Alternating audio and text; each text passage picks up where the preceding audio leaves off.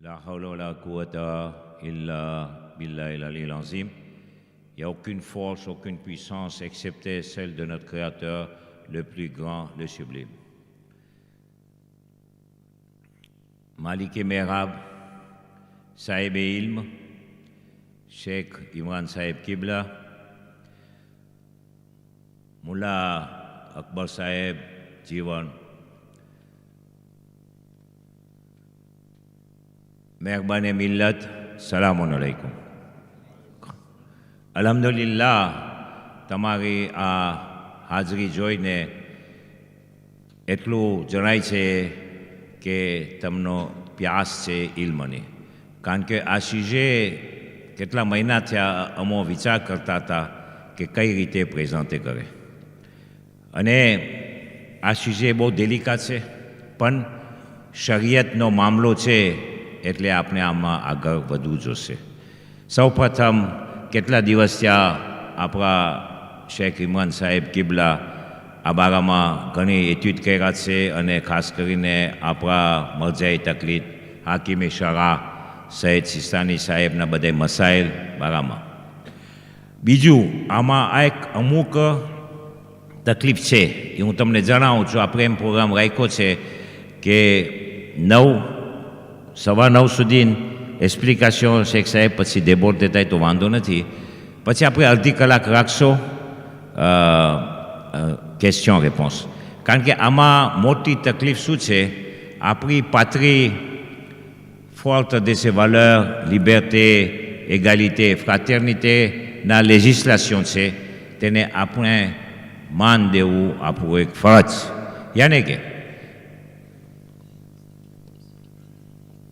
કુમ્સ એની જગ્યાએ પણ ખાસ કરીને આપણે એ તકલીફ છે કારણ કે લેજિસ્લેશન જે ટેસ્ટામાં બારામાં છે અને હેરિટેજ બારામાં આપણે ઇન્શાલ્લાહ હમણાં ઉજ્વાસન પેશ થશે. અમુક ભાઈઓને આપણે જ્યારે દેબા કરશો ત્યારે એ લોકોને એક્સપિરિયન્સ હોય તે એક્સપિરિયન્સ પેશ કરે. અને અલ્હમ્દુલિલ્લાહ મુલ્લા અકબરે પણ એ બારામાં અમુક રિસર્ચ કરેલી છે. કારણ કે એમાં કાદે ફિગ્યુર ઘણા છે. જો એક ઓલાદ હોય તો કેમ થાય ટેસ્ટામાં, હેરિટેજમાં બે હોય તો કેમ થાય, એટેટેરા. તો હવે આપણે એક ચીજનું ધ્યાન રાખવું છે. શેખ સાહેબની જવાબદારી છે તુસ્કી કોન્સર્ન શરિયત. ખુમસબારમાં શરિયત શું કહે છે. ઘણા સવાલો પેદા થાય છે કે મારા પાસે એક મકાન છે, બીજું મકાન લીધું છે, તો એના હજી મને કરજા ભરવાના છે, એશિયાસ ભરવાના છે, તો હું ખુમસા ના કાઢું. પછી જો ત્રીજું મકાન લે તો પછી કોઈ દી ખુમસા ના. અમુક સવાલો આવશે શેખ સાહેબ. તો આ ઘણા મને પણ સવાલો આવ્યા છે, પણ હું પોતે મૂંઝાઈ ગયો છે. મેં કીધું તમે આવજો આ સેમિનારમાં, તમને ઘણું જાણવાનું મળશે. તો શરિયતની જગ્યાએ શેખ સાહેબ જવાબદારી પકડે છે. આપણે એ ચીજ ધ્યાન રાખવાનું છે કે જે કાયદા કાનૂન છે દેશના એમાં ખાસ નોતેર આપણે સમજાવી શકશે યા કોન્સેય ફિસ્કાલ, પણ એમાં આપણે બહુ ધ્યાન રાખવાનું છે. મારા નજરમાં અમુક તકલીફ, અમુક કોલિઝન થાય છે આંત શરિયત અને લેજિસ્લેશન. તો હવે શું સોલ્યુશન મળે ઇન્શાલ્લાહ આપણે જે અડધી કલાક મળશે કા પાકા એ ચીજમાં ધ્યાન રાખવાનું. કા પાકા એનો સોલ્યુશન ગોતવું જરૂરી પડશે આપણે. બસ મને ઉમ્મીદ છે કે તમે આમાં ફાયદો ઉઠાવશો અને ઇન્શાલ્લાહ એ પણ મને દિલથી ઉમ્મીદ છે કે આ તમને જે આજે દર્શ મળે એમાં તમે બીજાને પણ પાર્તાશે કરજો. તમારું જે કોનેસાસ ઇન્શાલ્લાહ અહીંયા મળશે. કારણ કે શેખ બનતી કોશિશ કરશે ઝકાતુલ ઇલ્મી નસરું તેની વહેંચણી કરવાની, જેથી કે આપણે બધાને ફાયદો થાય. અને ધન્યવાદ શેખ સાહેબ, તમે આ જવાબદારી સંભાળી. મેસી બોકુ. અને બસ દુઆ છે ઇન્શાલ્લાહ આ સેમિનારમાં આપણે કામયાબી મળે. વસ્સલામુ અલૈકુમ વરહમતુલ્લાહિ વબરકાતુહુ. અલ્લાહ નિગેબાન.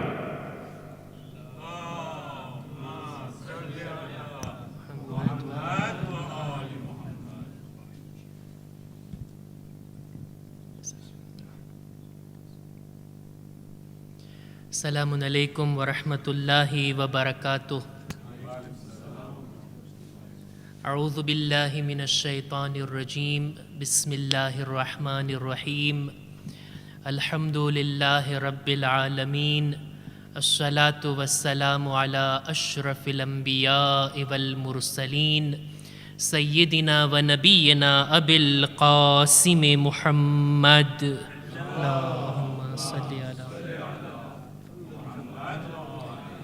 وعلى أهل بيته الطيبين الطاهرين المعصومين المظلومين أما بعد رب اشرح لي صدري ويسر لي أمري واحلل عقدة من لساني يفقهوا قولي.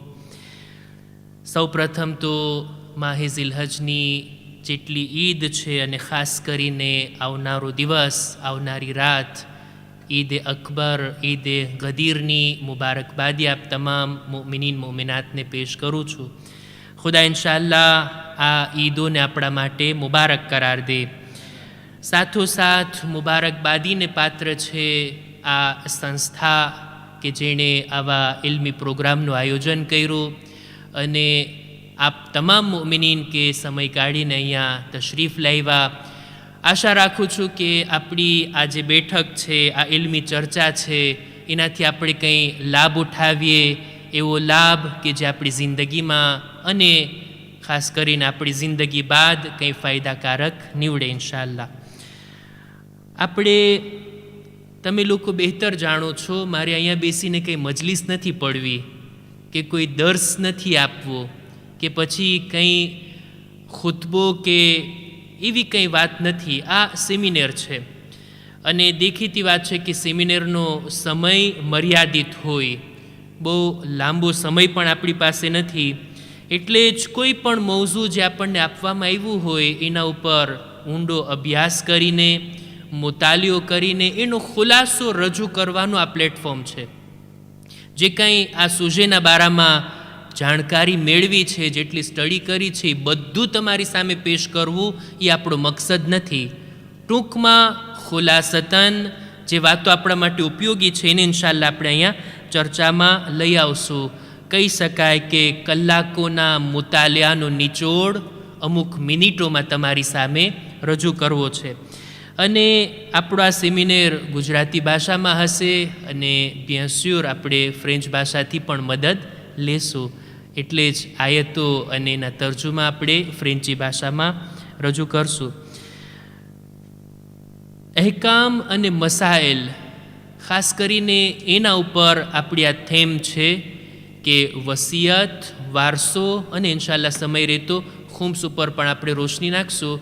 એના અહેકામ અને મસાઇલ, આ પોઈન્ટને બયાન કરીને આપણે ડાયરેક્ટ શરૂઆત કરીએ તો અહેકામ અને મસાઇલને બયાન કરવા, અહેકામ અને મસાઇલને જાણવા અને અમલમાં લઈ આવવા, આ કામ એવું છે ને કે એની અંદર સામાન્ય રીતે લોકો કન્ફ્યુઝનમાં હોય. ખોટું નહીં લગાડતા, સામાન્ય રીતે અવામુન્નાસ લોકોની આદતી હોય, એક જ મસલો 10 મૌલાનાથી પૂછે અને 10એને અલગ અલગ જવાબ મળે. પછી કન્ફ્યુઝનમાં પોતે જ પડી જાય. ઓલા આગા આમ કહે છે ને આ આગા આમ કહે છે. ભાઈ, આપણે મસલાને સમજવા પાછળ હતા કે પછી આમને પૂછવા, આમને પૂછવા ને આમને પૂછવાની પાછળ હતા, કોઈ પણ મકસદની સાથે? અહેકામ અને મસાઇલની અંદર આપણી રજૂઆત ચોખ્ખી હોવી જોઈએ અને આપણે શ્યોર થઈ જવા જોઈએ, સ્યોર થઈ જવા જોઈએ કે મને આ મસલાનો જવાબ મળી ગયો. વાત પૂરી. ક્લિયર થઈ જાય એક મસલો આપણા માટે, પછી એને બીજી વખત ઉચ્ચારવાનું કે ચર્ચામાં લાવવાની જરૂરત જ ના હોવી જોઈએ. મુજ ના ચીજની મારા જેવા એક નાના તાલિબ ઇલ્મની આ કોશિશ રહી છે. મને યાદ છે કોમની અંદર જ્યારે અમે તાલીમ લેતા ત્યારે કેટલી અહેકામ અને મસાઇલની ઊંડી કિતાબો, એવી સખ્ત કિતાબો કે 2-2 કલાકના દર્સમાં અમે 4 લીટી જ પડતા, એવી સખ્ત ઇબારત અને એવા સખ્ત મસાઇલ, આ બધું તો અમે પડતા. પણ સાથોસાથ એક ફોર્માસિયો ખાસ કરાવવામાં આવ્યું હતું. હું અને બીજા અમુક આપણા ખોજા દોસ્તો અને બીજા ઘણા અમુક સાથીઓ અમે સાથે હતા કે મસાઇલને આપણે બહુ ડીપમાં અને ઊંડાણમાં જાણી તો લીધા, પણ પબ્લિકને આ શબ્દો વડે, આ ટર્મ વડે આપણે નથી સમજાવી શકતા. એટલે જ કેવી રીતના એને સાદગીની સાથે, સાદા શબ્દોની સાથે મિસાલ આપીને એકદમ ક્લિયર થઈ જાય, સામેવાળાને સંતોષ થઈ જાય એવી રીતના મસાઇલ બયાન કરવા. અલ્હમ્દુલિલ્લાહ એ ફોર્માસિયો આપણે કરેલું છે, જેથી કોઈ સવાલ પૂછતા હોય તો ખુદાનો શુકર કે એને સંતોષ થતો હોય. કોઈ પણ જમાતમાં હો પણ મને સવાલો આવતા હોય, મેસેજ આવતા હોય, ફોન આવતા હોય, અને અલ્હમ્દુલિલ્લાહ આશા રાખું છું કે બધા લોકો સંતોષ પામતા હોય, જેથી આપણે મસાઇલને રજૂ કરી શકીએ છીએ. બીજી વાત, અહેકામ અને મસાઇલ, આપણે બધા આયતુલ્લા સિસ્તાનીની તકલીદમાં છીએ, અને એમની એક નવી કિતાબ જે લગભગ 4-5 વર્ષ પહેલાં છાપવામાં આવી, આ કોરોના બાદ જ, કોરોનાની અંદર જ એ સમયગાળામાં આ કિતાબ છાપવામાં આવી, જેનું નામ છે તૌઝીહુલ મસાઇલ જામે. 4 ભાગની આ કિતાબ છે. આ એનો 4થો ભાગ છે જે મારા હાથમાં છે. આ કિતાબ ફારસીમાં જ લખવામાં આવી, એવું નથી કે અરબીમાં હોય. અમુક કિતાબો ઇલ્ફો અરબીમાં જ હોય, એનું ટ્રાન્સલેશન પણ ના થાય, જેમ કે મિનહાજુસ સાલિહીન. કોઈ પણ આયતુલ્લાની મિનહાજુસ સાલિહીન ક્યારે તર્જુમો ના થાય, અરબીમાં જ હોય. તૌઝીહુલ મસાઇલ છે એ તર્જુમો થાય અલગ અલગ ભાષામાં. આ કિતાબ ફારસીમાં લખવામાં આવી. આયતુલ્લા સિસ્તાનીની કોમમાં રહેલી ઓફિસ અને નજફની ઓફિસ, આ બંને જે સવાલો એમનાથી પૂછવામાં આવતા, એ બધા સવાલોને મસલાની શક્લમાં અલગ અલગ ચેપ્ટર વાઇઝ બહુ ડિટેલથી, બહુ સારી રીતના એના ઉપર ઘણી મહેનત થઈ છે. આ કિતાબ વજૂદમાં આવી. આ કિતાબ મારી પાસે ઓર્ડિનાટોરમાં પણ છે, અને આ રીતના હું પેપરમાં પણ લઈ આવ્યો છું, કે જેથી એને જોઈને, એને વાંચીને આપણે સવાલોના જવાબ આપશું. એટલે કોઈ મારાથી પૂછે મૌલાના મસલો ક્યાં લખ્યો છે, તો સોર્સ મેં તમને બતાવ્યો કે આ નવી કિતાબ તૌઝીહુલ મસાઇલે જામે, એમાંથી આપણે બયાન કરીએ છીએ. અને અહેકામ અને મસાઇલના બારામાં આ વાતને પણ બયાન કરી દઉં કે આપણે અહીંયા અહેકામને જાણવા માટે બેઠા છીએ, અહેકામની ફિલોસોફી જાણવા માટે નહીં. આ બેઠક નથી, એ કંઈક બીજી જગ્યાએ. ભાઈ, નમાઝ મગરીબની 3 રકાત છે, સુબહની 2 રકાત છે, ને ઝોહર, અસર અને ઈશાની 4 રકાત છે. એના મસલા હોય તો આપણે એના ઉપર ડિસ્કસ કરીએ, પણ શા માટે 3 રકાત, શા માટે 2 રકાત, તો એ ફિલોસોફી છે, અમુક હદ સુધી માસુમીને બયાન કરી છે, પણ એ અત્યારે અહીંયા આપણી ચર્ચાનો વિષય નહીં બને. એટલે જ આશા રાખું છું કે કોઈ મારાથી સવાલ ના કરે, મૌલાના કેમ દીકરાના 2 ભાગ ને દીકરીના 1 ભાગ, આ વાત હાલી જાય ફિલોસોફીમાં. એ અલગ ચર્ચા છે. હું એમ નથી કહેતો એનો જવાબ નથી, જવાબ છે, પણ આ આપણા મૌઝુથી બહારની વાત છે. તમે જો એમ પૂછી શકો દીકરાને કેટલા હિસ્સા મળશે, ડબલ હિસ્સા, દીકરીને સિંગલ હિસ્સો. આ અહેકામ અને મસાઇલ અહીંયા ઇન્શાઅલ્લાહ બયાન થશે. આપણે બિસ્મિલ્લાહ કરીએ જોઈએ. બિસ્મિલ્લાહિર રહેમાનિર રહીમ. આપણો મૌઝુ જે છે આના પછીના પેજની અંદર, તો એ વાઝેહ અને રોશન છે કે ઇરિતાશ તેસ્તમાં એ અલાફા ખુમ્સ. ઇન્શાઅલ્લાહ આના બારામાં આપણે ચર્ચા કરશું. સૌથી પહેલાં તો આપણે શરૂ કરીએ વસિયતથી. વસિયત અત્યારે મજમાની અંદર 50% જેટલા લોકો એ દેખાય છે કે જે મારાથી મોટી ઉંમરના છે, અને 50% મારાથી નાની ઉંમરના છે. હું પોતાને ઉમિલિયો જાણું છું, બરાબર. સામાન્ય રીતે આપણે એમ વિચાર કરતા હોય કે વસિયત તો સાવ છેલ્લા સમયમાં કરાય, બિલકુલ જિંદગી જીવી લીધા, બધું પૂરું થઈ ગયું ત્યારે વસિયત કરાય. અથવા તો એક સમય એ હતો, અત્યારે એવું નથી, માહોલ ઘણો બદલાઈ ગયો. મારા બાળપણની અંદર મને યાદ છે, વસિયતનું નામ આવે એટલે સગાવાલા બધા કહેતા કે ક્યાં એવી વાત કરો છો વસિયતની, હજી તો તમારે 100 વર્ષ જીવવાનું છે. કોઈ ઝિયારતમાં જાય ને કરબલાનું કફન લાવે તો કે લ્યો મરવાનો સામાન લઈ આવ્યા તમે. અને એવું વહેમ રાખતા, એવી અંધશ્રદ્ધા રાખતા કે ભાઈ વસિયત, તમારે ક્યાં હજી વસિયતનો ટાઈમ આવ્યો છે, વસિયત તો બસ છેલ્લા મરણ પથારીમાં કરાય ત્યારે વસિયત કરાય. ના, એવું નથી ભાઈ. વસિયત આ એક એવી ચીજ છે ને, હમણાં અમુક હદીસોને પણ બયાન કરું છું. એ પહેલાં આપણે કુરાન મજીદની આયત જોઈ લઈએ. ખુદાવંદે આલમ આના પછીના પાજમાં કુરાન મજીદમાં સૂરે બકરાની 180 નંબરની આયતની અંદર ફરમાવે છે કે કુતિબા અલૈકુમ ઇઝા હઝરા અહદકુમુલ મૌત ઇન તરકા ખૈરન અલ વસિયતુ લિલ વાલિદૈન વલ અક્રબીન બિલ મારૂફ હક્કન અલલ મુત્તકીન. તમારામાંથી કોઈ પણ, પહેલાં તો મુકર્રર થયું છે તમારા માટે આ વાત કે કોઈ પણની મૌત નજદીક હોય તો એ પોતાના બાદ જે કંઈ ચીજને મૂકીને જાય છે એના માટે વસિયત કરે, પોતાના મા બાપના હકમાં, પોતાના સગાવાલાઓના માટે, અને સારી રીતના વસિયત કરે, ભલાઈવાળી વસિયત કરે. આ હક છે પરહેઝગાર લોકોનો. આ આયત આપણને બયાન કરે છે કે આ વસિયત કરવી જોઈએ, બધાના માટે આ હોવી જોઈએ. ઘણી જ તાકીદ છે વસિયત કરવાની. વસિયતના બારામાં એ પણ છે કે જો કોઈ વસિયત કરે, આપણને આપણા મરહુમીને આપણા બાપ દાદાઓએ વસિયત કરી હશે, જે કંઈ વસિયત કરીને પછી ઇલ્ફો એના ઉપર અમલ થવો જોઈએ, અમલ કરવો જોઈએ. આ આયતની અંદર વસિયતની તાકીદ. આના પછીની આયતને આપણે જોઈએ, ખુદાવંદે આલમ ફરમાવે છે કે ફમન બદ્દલહુ મિન બાዕદિ મા સમિઅહુ ફઇન્નમા ઇસ્મુહુ અલલ લઝીના યુબદ્દિલૂનહુ ઇન્નલ્લાહા સમીઉન અલીમ. જે કોઈ પણ વસિયતને સાંભળ્યા બાદ એમાં ફેરફાર કરે, જેમ કીધું હતું એમ ના કરે, કંઈક બીજું કરે, તો આ ગુનાહ છે એ લોકો ઉપર કે જેણે વસિયતને બદલી નાખી. ખુદા સાંભળનાર અને જાણનાર છે. વસિયતનું ક્યાં કુરાનમાં ઉલ્લેખ છે? અહીંયા ઉલ્લેખ છે. ઘણી બધી આયતો છે, પણ આ મારી નજરમાં બરજસ્તા હતી એટલે આપણે આને લઈ આવ્યા કે કુરાનમાં વસિયતનો ઉલ્લેખ છે અને વસિયતમાં કંઈ ફેરફાર કરવાનો આપણને અધિકાર નથી. વસિયતની તાકીદ કરતાં આપણે કુરાની મજીદની આયતો બાદ માસુમીનની હદીસને પણ જોઈએ. આના પછીનું પાઠ કે આપણે માસુમીનની હદીસમાં એમની વાતોની અંદર કેટલી હદે તાકીદ છે. હું 2-4 હદીસોને બયાન કરીને મારી વાતને આગળ વધારું. આપણા 5મા ઇમામ ઇમામે મુહમ્મદ બાકિર અલૈહિસ્સલામ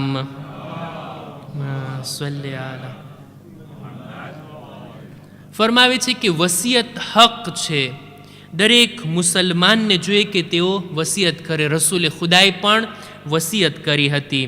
ખુદ રસૂલની જ હદીસ છે, ખુદ રસૂલની હદીસ છે, જે કોઈ પણ વસિયતની સાથે, સારી વસિયતની સાથે આ દુનિયાથી જાય ને તો એને શહાદતની મોત નસીબ થઈ છે. વસિયત કરવું કેટલું મહત્વનું છે. આપણા 6ઠ્ઠા ઇમામ ઇમામે જાફર સાદિક અલૈહિસ્સલામ અલ્લાહુમ્મા સલ્લી અલા પોતે ફરમાવે છે કે જે કોઈ પણ સારી વસિયત કરીને આ દુનિયાથી ના જાય ને તો આ એની જવાન મર્દીની ખિલાફ છે, એની અક્લની વિરુદ્ધ કામ કર્યું કહેવાય કે કંઈ પણ વસિયત કર્યા વગર આ દુનિયાથી ચાલ્યો ગયો છે. વસિયત કરવી જોઈએ, આ રસૂલે ખુદાની તાકીદ છે.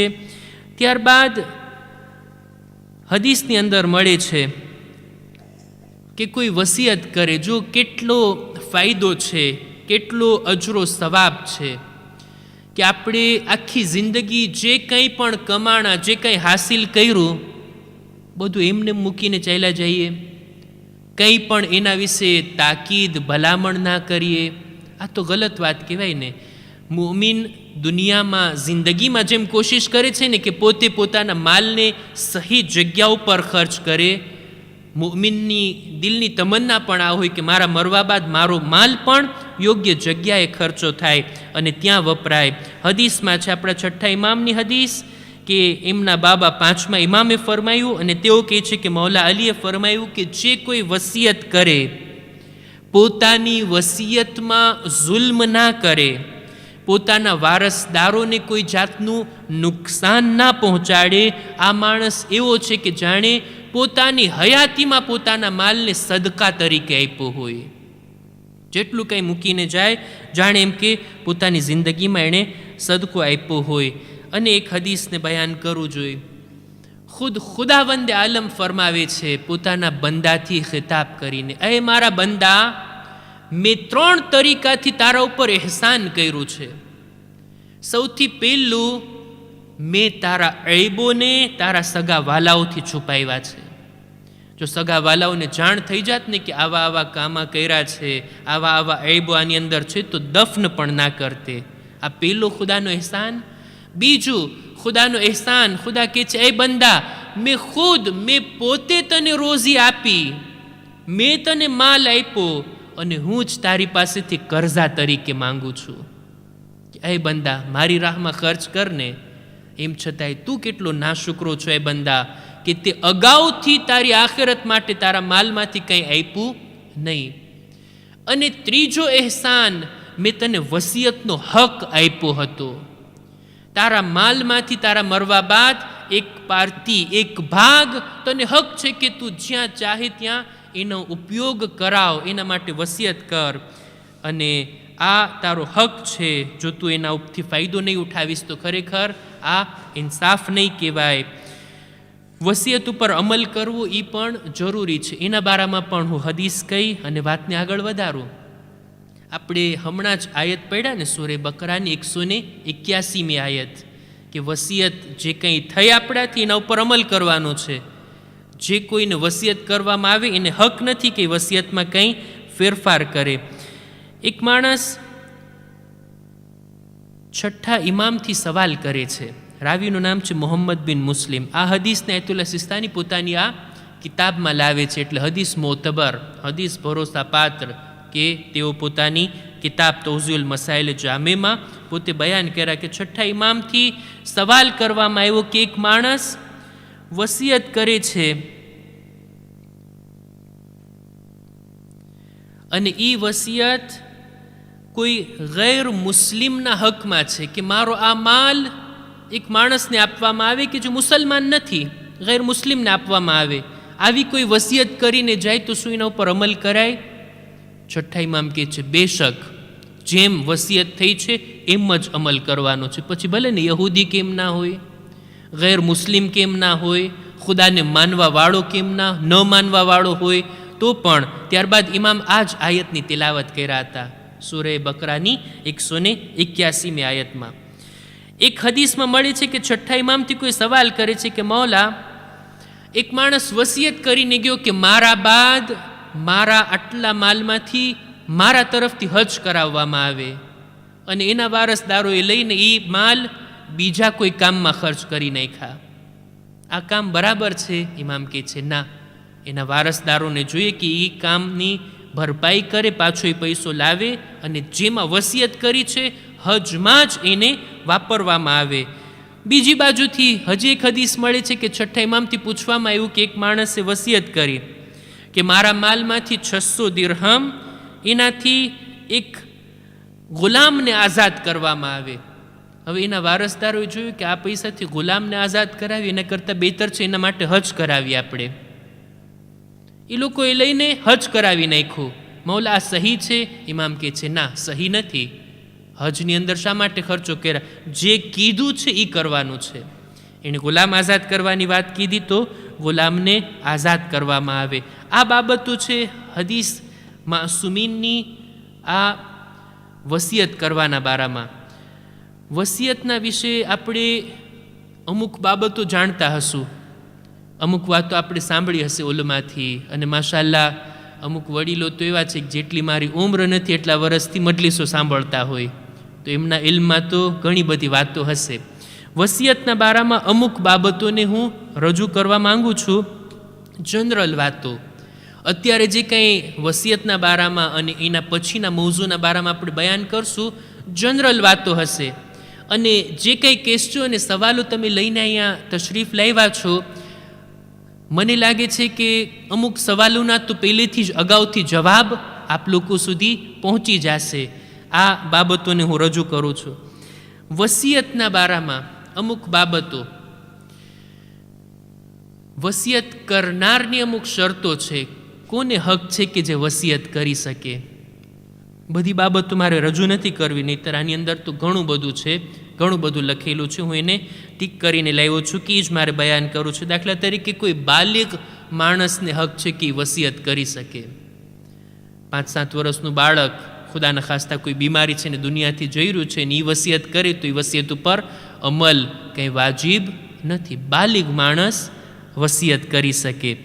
અકલમંદ આકિલ હોય એ વસિયત કરી શકે. ઘણા લોકો બેહોશીની હાલતમાં, કોમાની અંદર, અથવા તો શું બોલે છે એને ખબર નથી, એવી સિચ્યુએશનની અંદર કોઈ વસિયત કરે તો એ વસિયત ઉપર અમલ કરવો જરૂરી નથી, એ સહી નથી. કોઈ માણસ ઇખ્તિયારની સાથે વસિયત કરે તો એના ઉપર અમલ જરૂરી છે. કોઈને મજબૂર બળજબરીથી એની પાસેથી કંઈ વસિયત લખાવવામાં આવે કે કરાવવામાં આવે તો એ કાબિલે અમલ નથી.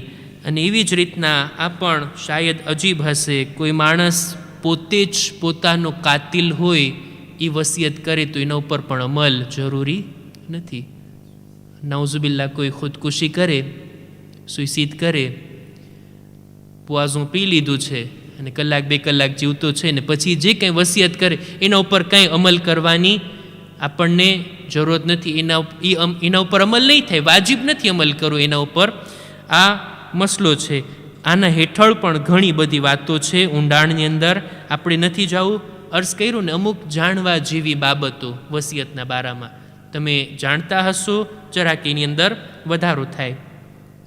વસિયત પણ જે ચીજના બારામાં કરવામાં આવે ને એની પણ અમુક ખાસિયતો છે, અમુક વિશેષતાઓ છે. એવી ચીજની વસિયત કરાય કે જે હલાલ હોય.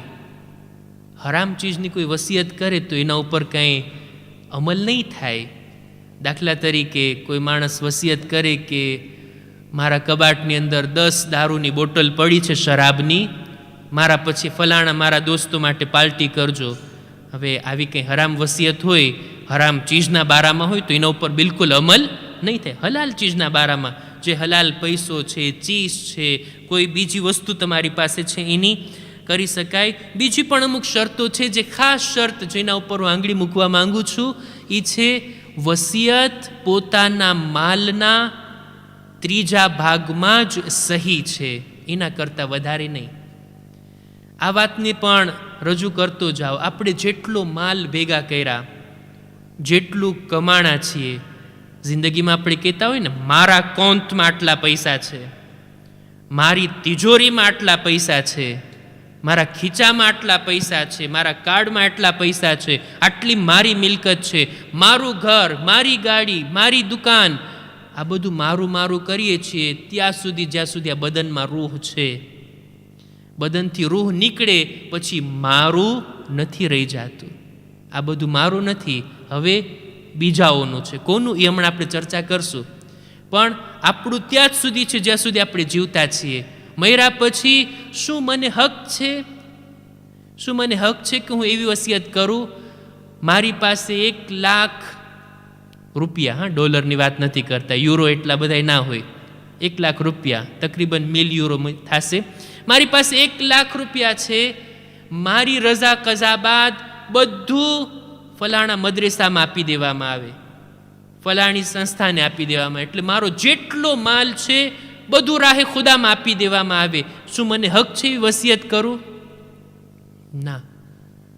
મને મારા માલનો ફક્ત 3જા ભાગ લિમિટ છે, 13 એટલી જ લિમિટ છે, એટલી જ હું વસિયત કરી શકું છું. વધારે હું કરીશ ને તો પણ શરીયત પ્રમાણે એના ઉપર અમલ નહીં થાય. 13માં જ આપણી વસિયત વાલાબલ છે.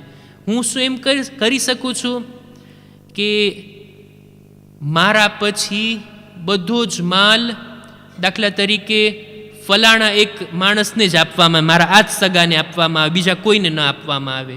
ના, એવી વસિયત પણ સહી નથી. મર્યા પછી આપણે આપણા માલના 1 ભાગમાં જ વસિયત કરી શકીએ છીએ, વધારે નહીં. આ વાતને ધ્યાનમાં રાખવામાં આવે. 13 એના અંદર જ આપણને રજા છે કે આપણે વસિયત કરી શકીએ. આ તો વસિયતની વાત હતી. અમુક બાબતો એવી છે કે જે ઇન્સાનના મરવા બાદ વસિયત પર અમલ કરવા પહેલાં એના અમુક વાજિબ હકને અદા કરવામાં આવે. દાખલા તરીકે કોઈનું ઇન્તકાલ થઈ જાય, રઝા કઝા થઈ જાય, પરબારું ના એનું વસિયતનામું ખોલવામાં આવે ને ચાલો માલના ભાગ પાડી નાખીએ, એમ નથી. અમુક બાબતો એવી છે કે જે સૌ પ્રથમ એના માલની અંદરથી લેવામાં આવશે. દાખલા તરીકે મરનારની દફન ક્રિયામાં જે કંઈ ચીજો છે એ બધું મરનારના માલથી અલગ કરવામાં આવશે, એમાંથી લેવામાં આવશે. એનું ગોસ્લ, કફન, કાફૂર, મરવાની બાદ દફનની જગ્યા, આ બધું એના જે કંઈ ક્રિયાઓ છે એ બધા એના માલમાંથી લેવામાં આવશે. આ સિવાય મરહૂમના ઉપર જો હજ વાજિબ હતું અને એ ના કરી શક્યા, પહેલાં એના આ હજને અંજામ આપવામાં આવશે. આ સિવાય અમુક હુકુકે શરઈ એના રહી ગયા છે. દાખલા તરીકે ખુમ્સ એને આપવાનું હતું, નથી આપ્યું. ઝકાત એને આપવાનું હતું, નથી આપ્યું. પહેલાં એના માલમાંથી બધું વાજિબ હકને અદા કરવામાં આવશે. પહેલાં કોઈનો મકરૂસ છે આ મરનાર, પહેલાં એનો કરજો અદા કરવામાં આવશે એના માલથી. ત્યારબાદ એના જે કંઈ વસિયત છે તેર એમાંથી અને પાછી જે કંઈ વધે છે એના ઉપર અમલ કરવામાં આવશે. વસિયતના બારામાં હજી પણ એક વાતને હું બયાન કરી અને પછી આપણે આગળ વધીએ. અમુક ભલામણો લખે છે આયતુલ્લાહ પોતાની આ તૌઝીલ મસાઇલની અંદર કે અમુક પોઈન્ટને ધ્યાનમાં રાખવા જોઈએ વસિયતના બારામાં, વસિયતનામું લખવાના બારામાં.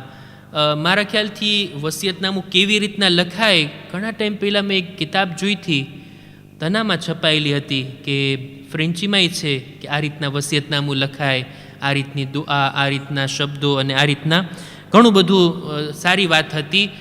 મેં ક્યારેક કોઈનું વસિયતનામું જોયું નથી, વાંચ્યું નથી અને સાચું કહું મેં હજી સુધી લખ્યું નથી. આજના દિવસ પછી હું વિચાર કરું છું હવે લખી નાખીએ આપણે. એક મૌલાનાએ ઘણી સારી વાત કીધી. મને કહી કે અત્યારનો માહોલ એવો છે ને કે 40 વર્ષના થાય એ પહેલાંના જવાનો એમ કહી શકે છે કે હું અત્યારે જીવંત છું, હું જીવું છું, મારી જિંદગી અત્યારે ચાલી રહી છે. આ કહેવાનો હક ફક્ત એ લોકોને છે જે 40થી નીચેના હોય. પણ 40 થઈ ગયા હોય એના પછી હવે એને ફક્ત એટલું જ બોલવાનું કે હું મર્યો નથી, હું મર્યો નથી, હજી મોત નથી આવ્યું. બસ એટલે 40 પછી એમ હોય મારે 40 થઈ જશે પછી ઇન્શાલ્લાહ આપણે કંઈક વસિયતનામાની કોશિશ કરશું ઇન્શાલ્લાહ. કીધું ને મારાથી ઓછી ઉંમરના છે અને મારાથી મોટી ઉંમરના છે, હું અત્યારે ઉમિલ્યો છું. આપણે વસિયતના બારામાં અમુક બાબતો છે કે આ મસલા નથી, આ તાકીદ છે, એમની કોન્સેય છે જે આ કિતાબમાં લખવામાં આવી કે વસિયત કરવાવાળા માટે જરૂરી છે કે પોતે વસિયતને લખે, આટલું જ નહીં વસિયત કોઈને સોંપે કે મારા બાદ પોતે મારા આ વસિયતનામાને અમલમાં લઈ આવે. ત્યાં સુધી કે કોઈને નાઝીર પણ બનાવે કે મારા મર્યા બાદ મારા વસિયતનામા ઉપર જેને મેં વસિયત કરી છે એ બરાબર અમલ કરે છે કે નહીં, બીજો એને નજારત દેખરેખ રાખે કે આના ઉપર અમલ થયો છે કે નહીં. આ બહુ સારી વાત છે. વસિયત લખતી વેળા એના ઉપર ચોક્કસ તારીખ લખે, કઈ તારીખે વસિયત કરી. કારણ કે અમુક સમય બાદ આપણું વસિયતનામું મિજાજૂર થતું હોય. એક વસિયતનામું, 2 વસિયતનામું, ઘણા લોકો 10 વસિયતનામા લખી નાખ્યા હોય, પણ તારીખ ના લખી હોય તો પછી છેલ્લું વર્ઝન કયું છે કેમ ખબર પડે? તો છેલ્લી ડેટ એના ઉપર લખવી જોઈએ.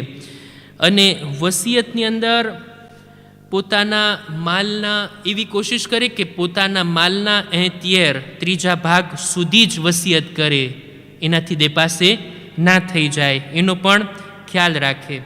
અને વસિયત કરવામાં પોતાના જે કંઈ અદા કરવાના હક છે, જે કંઈ કર્જા છે, અમાનતો છે, બાયડીને મહેર પણ ના આપ્યું હોય ને તો લખવું જોઈએ કે તારા મમ્મીની મહેર બાકી છે એ ચૂકવજો. આ લખ્યું છે આમાં, એટલે કહું છું પોતાની વાઈફની મહેર, કોઈ કર્જ જે કંઈ હોય એ બધું આની અંદર લખવું જોઈએ. ત્યારબાદ વસિયતની અંદર પોતાના માલના બારામાં પોતાના પાસે જે કોઈની અમાનત છે એને પણ લખે. પોતાની પાસે જે કંઈ ચીજો છે, જે કંઈ માલ છે એનો પણ ઉલ્લેખ કરે. દાખલા તરીકે ઘણી વખત કોઈ જગ્યાએ આપણે પૈસા રોક્યા છે, રાખ્યા છે, સોંપ્યા છે, કોઈ જગ્યાએ છુપાવ્યા છે, જો નહીં લખશું, ઉલ્લેખ નહીં કરશું તો કેમ ખબર પડશે? ઘણી વખત એવું બને, આ બનેલો વાક્યો છે કે એક વખત ઘણો બધો પૈસો મૂકીને ગયા એક વડીલ, તિજોરીમાં રાખ્યા, બંડલના બંડલ બતાવ્યા તેને, જો આમાં રાખીને જાઉં છું, પણ એની ચાવી ક્યાં મૂકી કોઈને કીધું જ નહીં. એનો કોડ શું છે કોઈને કીધા જ નહીં. અને તિજોરી હતી, વારસદારો વાટ જોઈને ઊભા. હવે તિજોરી એવી મજબૂત, આગલા જમાનાની, તૂટે નહીં, દેપલાસે ના થાય, કાંઈ ના થાય. 20 વર્ષ બાદ એનો કોડ ઉકેલે છે, આ કોયડાને ઉકેલે છે ને કંઈક ચાવી મળે છે. જોયું તો એ પૈસાની કંઈ વાલ્યોર ના રહે. 20 વર્ષ પછી તમે શું એની શું કિંમત રહે?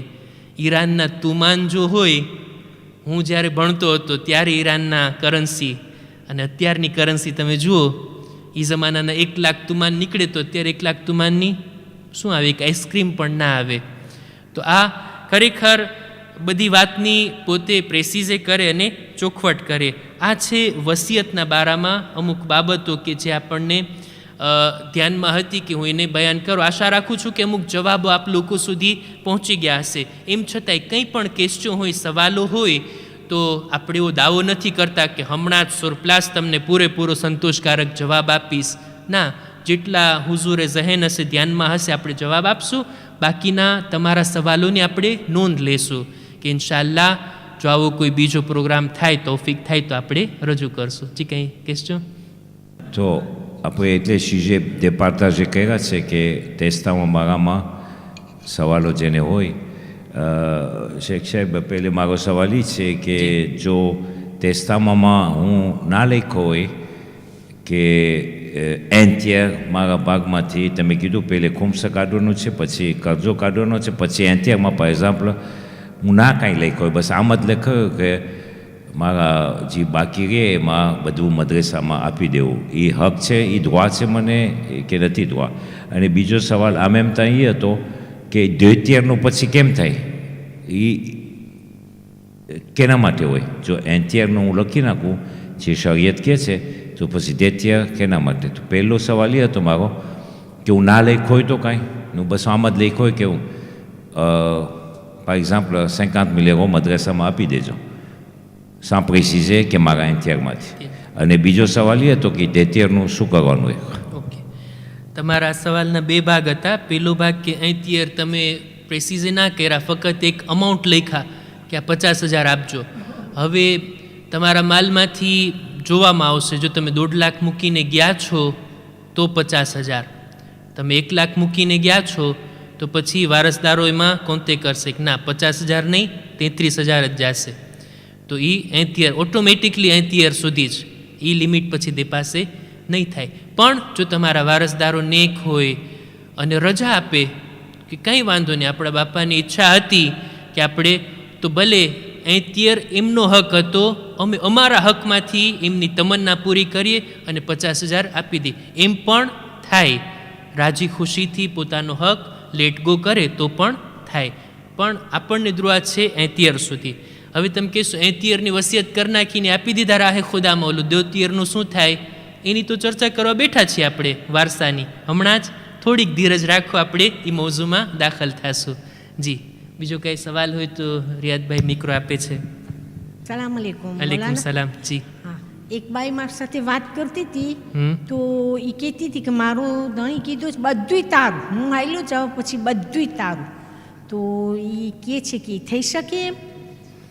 કેવા સારા ધણી હશે કે બધું આપીને જાય છે એની બાઈને. તો હા, તો આના બારામાં પણ મસલો છે કે વારસદાર કોઈના જવા પછી કેટલું આપી શકે છે, બરાબર? એમની વાઈફને કેટલું મળે, એનો એક ભાગ છે. ઇન્શાલ્લાહ એની આપણે ચર્ચા કરીએ. પણ જો એમ કહે કે મારા માલમાંથી બધું તારું, તો આ વસિયતમાં પણ એમ થશે કે એન્ટિયર સુધી જ આપણે આપી શકશું, બાકી બાલ બચ્ચા છે, બીજા વારસદાર છે, એમનો પણ હક બને. એટલે આવી વસિયત ના થાય કે બધું તોતાલી તે તારું એમ. એ મરનારને ફક્ત એન્ટિયર સુધી જ દુઆ છે. એની વાઈફને તો મરવા પછી એક હિસ્સો મળવાનો જ છે, જે એનો સહેમ છે, જે એનો ભાગ છે. એ સિવાય ધણી એટલો પ્યાર કરે છે ને વાલી છે એટલી વાઈફ કે આ એન્ટિયરની વસિયત પણ એના માટે કરે છે, તો આ પણ થાય. પણ એન્ટિયર પૂરેપૂરું ના થાય. ઇન્શાલ્લાહ વારસાની બહેસમાં પણ હું એક્સપ્લિકેશન આપું તો ઘણા સવાલો ક્લિયર થઈ જશે ઇન્શાલ્લાહ. જી, હા, પૂછી નાખું. શેખ, એક સવાલ છે કે પણ તેમાં કબશે કે ટેસ્ટામાં એકરી વેરબાલે ચાલે કે એકરી જ ખપે? અને બીજું જરા હું પ્રિસિઝન કરો છે કે જે આપણે બેને પૂછ્યા શરીકે હયાત પૂછે, પણ તમારા આમાં એક ઘરના છે. જગ પ્રેસિઝન હું આપું હા કે આ સવાલે પણ હું ત્યાં સુધીને પુગાયો હતો આપણા મરજા પાસે. મને લાગે છે આ પ્રિસિઝન કરવાની જરૂર છે, કારણ કે સિપોઝો તમારી પાસે સોસાયટી ઇમોબિલિયર હોય, દેખો હવે એ મદામનું નામનું હોય તો એન્તિયરમાં ના કરે, કારણ કે એના નામનું છે હયાતીમાં. અને તમારી સોસાયટી કોઈ બી જાતની હોય, ઇમોબિલિયર હોય કે એન્ટરપ્રાઇઝ હોય, એ ફોર એક્ઝામ્પલ મદામનું નામનું હોય તો એ આ એન્ટિયરના અફેરમાં ના કરે. એ તો એનું જ છે ને પહેલેથી બરાબર છે ને, એ તો લોજિક લાગે છે. લોજિક છે લોજિક હા. વાલા અને બસ હવે એક સવાલ રહી ગયો કે વેરબાલ હોય તો ચાલે વસિયત કે એક જ કપી આપસોલીમાં? વસિયત બે રીતના થઈ શકે. વેરબાલ કોઈને જબાની પણ કહે અને લખીને પણ હોય. લેખું કામ પાક્કું કહેવાય. અને જબાની કોઈ વસિયત હોય તો એની માટે તેમાંય ખપે, કોઈ ગવાહ ખપે. એમને એમ તમે કહો કે તમારા દાદાએ મને વસિયત કરી હતી કે 1 લાખ મને આપો, એમને એમ તમે ક્યાંથી મારી વાતને સાચી જણાવી શકો? કે મારી પાસે જો ગવાહ હોય, મરહૂમનું લખાણ હોય તો પછી તમે એને હું સાબિત કરી શકીશ એમ. તો આ વેરબાલ અને મૌખિક જે હોય વસિયત એના કરતાં લખવું. પણ મૌખિક વસિયત અમુક સામાન્ય બાબતોમાં થાય કે દાખલા તરીકે મારા બાદ મારા બચ્ચાઓનું ધ્યાન રાખજો, ફલાણું આ કરી દેજો, મારા હિસાલે સવાબમાં મજલિસ કરાવજો, કંઈ પણ એવી કંઈ પણ માલની જે વસિયત હોય ને તો એ આપણે લેખિત લખો, એ જ પાકું. ઓકે ઇન્શાલ્લાહ. અને આ તમારું જે આ વાત હતી જે તમે સવાલ પૂછ્યા હતા એનો પણ આગળ ઇન્શાલ્લાહ આપણે ઉલ્લેખ કરશું. હું અત્યારે બીજા ચેપ્ટરમાં આપણે દાખલ થઈએ વારસાના બહેસની અંદર. એ પહેલાં હું તમને 2-3 ઇમેજ બતાવવા માગું છું. તમે મારી તરફ નહીં પણ ઇમેજ તરફ જોશો. પહેલો ફોટો આપણે બતાવીએ. આનાથી શું મેસેજ મળે છે? મેં બહુ વિચારીને સમજીને આ 3 ઇમેજને સિલેક્ટ કરી અત્યારે તમારી સામે રજૂ કરવા માટે. શું પૈગામ મળે છે આનો? 5-10 સેકન્ડ આપણે વિચાર કરીએ કે અત્યારે ઘર પણ છે, અહીંયા સિક્કા પણ પડ્યા છે એટલે માલ પણ છે, કેલ્ક્યુલેટર એ બાજુમાં છે અને લખીને આપણે આપણું કામ બરાબર પાકે પાયે કરીએ છીએ. મતલબ એ કે આપણે આપણા હાથે જ બધો હિસાબ કિતાબ કરી લઈએ, બીજાના ભરોસે ના રહીએ. મારા જે વાજિબ હક છે બધાને ગણી નાખું, ભાઈ હજ વાજિબ હતું, કર્યું કે નથી કર્યું. નહીતર કોઈને નિયાબત સોંપી દેજો પોતામાં તાકાત ના હોય, કરજો હતો, વાજિબ હક હતા, એ બધું. એ સિવાય હજી ઘણું મગજમાં આવી શકે. બીજી ઇમાજ આના પછીની,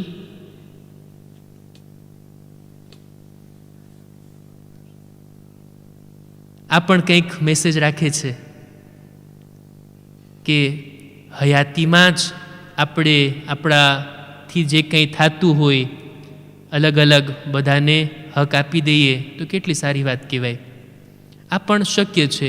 ઇન્સાન જ્યાં સુધી હયાત છે ને પોતાની પાસે ઇખ્તિયાર છે, પોતે જેટલું જેને આપવું હોય આપી શકે. મને મોટો દીકરો વધારે ગમે છે, એને હું ઘર આપી દઉં. નાના દીકરા માટે બીજું કંઈ રાખવું, બાકી બધું વધે એ બીજાઓ માટે. એમ થાય હયાતીમાં તમારે જેટલું જેને આપવું હોય તમને ઇખ્તિયાર છે, પણ ઇન્સાફ, ન્યાય, અદાલતની સાથે. અંસારમાંથી એક માણસ ગુજરી ગયો અને એના બાલ બચ્ચાઓ એટલા મજબૂર થઈ ગયા કે ભીખ માંગવા માટે હવે લોકોની દરમિયાન હાથ ફેલાવા લાગ્યા. રસૂલે ખુદાએ પૂછ્યું કે ભાઈ આ બાલ બચ્ચાઓ કોના છે, આ બચ્ચાઓ કોના છે? કે છે એના બાપ પાસે ખૂબ પૈસા હતા, મરવા પહેલાં બધો માલ રાહે ખુદામાં આપી દીધો, એક રાલ પણ બાલ બચ્ચા માટે ના રાખ્યું. રસૂલે ખુદાએ કીધું ગુજરી ગયો પછી તમે શું કર્યા? કે છે મેં એને દફન કરી દીધા. રસૂલ કહે છે જો મને ખબર હોત ને તો હું એને મુસલમાનોના કબ્રસ્તાનમાં દફન ના થવા દેત. બધું આપી દીધું, પોતાના બાલ બચ્ચા માટે કંઈ ના રાખ્યું. એટલે પોતાનો હિસાબ કિતાબ કરી, જો હયાતીમાં શક્ય હોય તમે શ્યોર હો, ખાતરી હોય તો. નહીતર અમારે ત્યાં ઇન્ડિયામાં બને છે ઘણી વખત કે મા બાપ આખી જિંદગી કમાવ્યા, પોતાના ઘર, પોતાનો કારોબાર બધું વસાવ્યા, બધું ડેવલપ કર્યા અને રિટાયર્ડ થતી વેળા બધું છોકરાના નામે કરી દીધા. આ ઘર તારું, આ કારોબાર તારો, અને એ પણ પોતાના બાલ બચ્ચામાં એવો વ્યસ્ત થઈ જાય કે હવે આ બૂઢા મા બાપ જ ભારી લાગે અને ઓલ્ડ એજ હોમમાં, વૃદ્ધાશ્રમની અંદર એમને મૂકી આવે. કરોડપતિ લોકો પણ અત્યારે બીજાના મોહતાજ બની જાય. તો ના, એવું પછી ના કરાય. શ્યોર હોઈએ આપણે, ખાતરી હોય તો આપણે આપણી હયાતીમાં આપણા બાલ બચ્ચાઓને, વાઈફને ગમે તે આપી શકીએ છીએ. જેમ તમે હમણાં કીધું કે આપણે એક સોસાયટી હોય, આપણું ઘર હોય, આપણી જવજાને આપી દીધા કે લે આ તારું, એના નામે કરી દીધા, તો હવે એ તો એનું છે, એ જ લઈને બેસી જાય. આપણને ના કરવા દે પછી જો એને મનમાં આવે તો. બહેરહાલ આ એક ઇમાજ હતી. આના પછીની પણ એક ઇમાજ હું પાર્તાજી કરવા માંગુ છું. જી હા, તો પણ એક પ્રોબ્લેમ છે આ, કે આપણે અત્યારે એ ચર્ચામાં નથી જવું, નહીંતર આ એક પ્રોબ્લેમ છે. જી, આના પછીની ઇમાજ આપણે જો બતાવીએ તો આપણે કીધા ને કે આપણો માલ આપણા દુનિયાથી જવા બાદ આપણો નથી રહેતો, હવે એ બીજાઓના હાથમાં જાય છે. આપણે ચાહીએ કે ન ચાહીએ એ માલ હવે આપણું નથી, આપણા વારસદારનો છે. શું મને હક છે કે હું મારી કોઈ ઔલાદને વારસાથી મહેરૂમ કરી શકું? મારા 3 દીકરા છે, 2ને જ મળે, ઓલા નાનાને કંઈ નથી આપવું, એમ કરી શકું? ના, એવી કંઈ વસિયત પણ આપણી વાલાબલ નથી. આપણે ચાહીએ કે ના ચાહીએ એનો હકદાર છે અને એને મળવાનું છે. આ 3 ઇમાજ શાયદ કંઈક મેસેજ અને પૈગામ રાખતી હોય એટલે મેં એને શેર કરી. આપણે આવીએ છીએ આ મૌઝૂ ઉપર કે જેને આપણે ચર્ચા કરવી છે, લીરીતાશ, વારસો. વારસાના બારામાં પણ કુરાની મજીદની અંદર કુરાનની એક આયત છે, આપણે આયતને પણ ઉલ્લેખ કરીએ, કુરાનની આયત પઢીએ. અઉઝુ બિલ્લાહિ મિનશ શૈતાનિર રજીમ, બિસ્મિલ્લાહિર રહમાનિર રહીમ.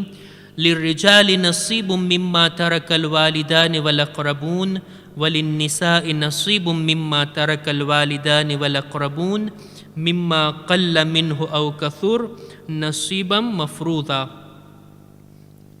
સિલ્વુ પ્લેનો તર્જુમો વાંચી લેશો જેથી આપણે આગળ વધ્યાની અંદર, કે કુરાની મજીદમાં વારસાનો ડિટેલથી ઉલ્લેખ છે, વિગતવાર. સૂરે નિસાની અંદર તમે જુઓ એટલી બધી આયતો છે કે જેના બારામાં આપણે ચર્ચાઓ કરી શકાય.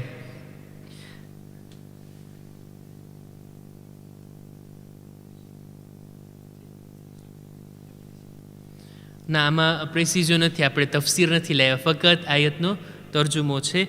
અને મને આની અંદર આપણે જે કંઈ મસાઇલ છે અથવા તો જનરલ બાબતો છે વારસાના બારામાં, હું એને ટૂંકમાં રજૂ કરવા માંગુ છું જેથી આપણને હવે સવાલ જવાબનો મોકો મળે. વારસાની અંદર સામાન્ય રીતે માણસના સગા વાલાઓ બધા એકદમથી પ્રોશ નથી હોતા.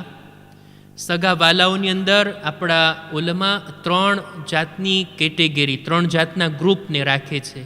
આપણે લાવીએ જોઈએ પ્રોમ્યે કેટેગરી. સૌથી પહેલાં ખુદાના ખાસ્તા, એમ જ કહું ને, ખુદાના ખાસ્તા, જો મારી રઝા કઝા થાય તો મારા વારસદાર કોણ? સૌથી પહેલા સ્ટેપની અંદર મારા મા બાપ. જો એ હયાત હોય, એમની હયાતીમાં ખુદા ના દેખાડે કે મા બાપ મોજૂદ હોઈને દીકરાનું ઇંતકાલ થાય, પણ મારી રઝા કઝા બાદ મારા મા બાપ છે, બંને હયાત છે ને ખુદા એમને સલામત રાખે, અને મારા બચ્ચાઓ, આ છે મારા પહેલા વારસદાર.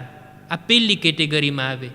આ ગ્રુપની અંદર જેટલા લોકો મોજૂદ છે, મારો વારસો પહેલાં એને મળશે. મારી કોઈ ઔલાદ ના હોય, ફક્ત મારા મા બાપ હયાત છે, તો મારો માલ મારા મા બાપ સુધી જશે. મા બાપ હયાત નથી, ફક્ત મારી ઔલાદ છે, મારી ઔલાદને મળશે. ખુદા ના કરે મારી ઔલાદ બધી દુનિયાથી ચાલી ગઈ, પણ એની ઔલાદ છે, હું એનો દાદા છું, તો મારા પોતરાને મળશે. અને આ રીતના આ છે પહેલી કેટેગરી. એટલે ઇન્સાનના મરવા બાદ આ પહેલા ગ્રુપની અંદર જો એક પર્સન પણ હયાત હોય ને તો વારસો એને મળશે. બીજા કોઈને નહીં મળે. હવે કોઈ એવો કા હોય, કોઈ ગુજરી ગયું અને આ પહેલા ગ્રુપમાંથી કોઈ હયાત નથી, ના તો એના મા બાપ હયાત છે, ના તો એના દીકરાઓ અથવા એની ઔલાદની ઔલાદ કોઈ નથી. હવે જાય બીજા કેટેગરીની અંદર, લા દોઝિયમ કેટેગરી, કે એની અંદર આવે છે દાદા અને દાદી, પછી થાય નાના અને નાની અને ભાઈ અને બહેન. પહેલા ગ્રુપના લોકો જો કોઈ નથી, એક માણસ પણ હોય તો એ લોકો એને જ મળશે, બીજા ગ્રુપ સુધી વાત નહીં જાય. પહેલા ગ્રુપમાં કોઈ નથી, 0, તો હવે જાય બીજા ગ્રુપની અંદર કે આ લોકો છે. જરાક ધ્યાનથી જોશો તો પછી મને વધારે બયાન કરવાની જરૂર નહીં પડે. ક્લિયર છે હિમાશ? જો કોઈ ગુજરી જાય, એના આ બીજા ગ્રુપમાંથી કોઈ સગાવાલામાંથી એક પર્સન જો મોજૂદ છે તો એને મળશે. કોઈ નથી, ખાલી નાની છે તો બધું નાની માને જશે. કોઈ નથી, જો એનો ભાઈ જ છે તો પછી એને મળશે. જ્યાં સુધી આ બીજા ગ્રુપમાંથી એક પર્સન પણ મોજૂદ છે તો પછી ત્રીજા ગ્રુપવાળાને કંઈ નહીં મળે. હવે આપણે જઈએ ત્રોઝિયમ કેટેગરી, કે જેની અંદર આવે છે les oncles અને tantes, એટલે ચાચા, ફઈ, મામા અને માસી.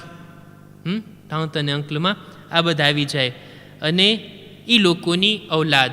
આ છે ત્રોઝિયમ કેટેગરી. જો બીજામાંથી કોઈ પણ બાકી ના હોય તો પછી આ ત્રીજા લોકોને જાય અને આમની ઔલાદોને. આટલા તો હોય ને સગા, કોઈક તો હોય ને દુનિયામાં એ માણસનું, એને આ બધો વારસો મળે. હવે કોઈ સવાલ કરે તો કે કોઈ દુનિયાથી ગયું ને એનું કોઈ નથી, તો પછી શું થાય? એનો જવાબ છે કિતાબમાં, પણ અત્યારે આપણી ચર્ચામાં નથી. અત્યારે એ વાત આપણે જેના કોઈ સગા છે ને એની જ વાત કરીએ. હવે તમે કીધા કે આ 3 ગ્રુપ તમે બયાન કર્યા, પહેલું ગ્રુપ, બીજું અને ત્રીજું. આમાં વાઈફ તો ક્યાંય દેખાણી નહીં, ઝૌજા તો ક્યાંય છે જ નહીં. એ કયા ગ્રુપમાં આવે? પહેલામાં આવે, બીજામાં આવે કે ત્રીજામાં આવે?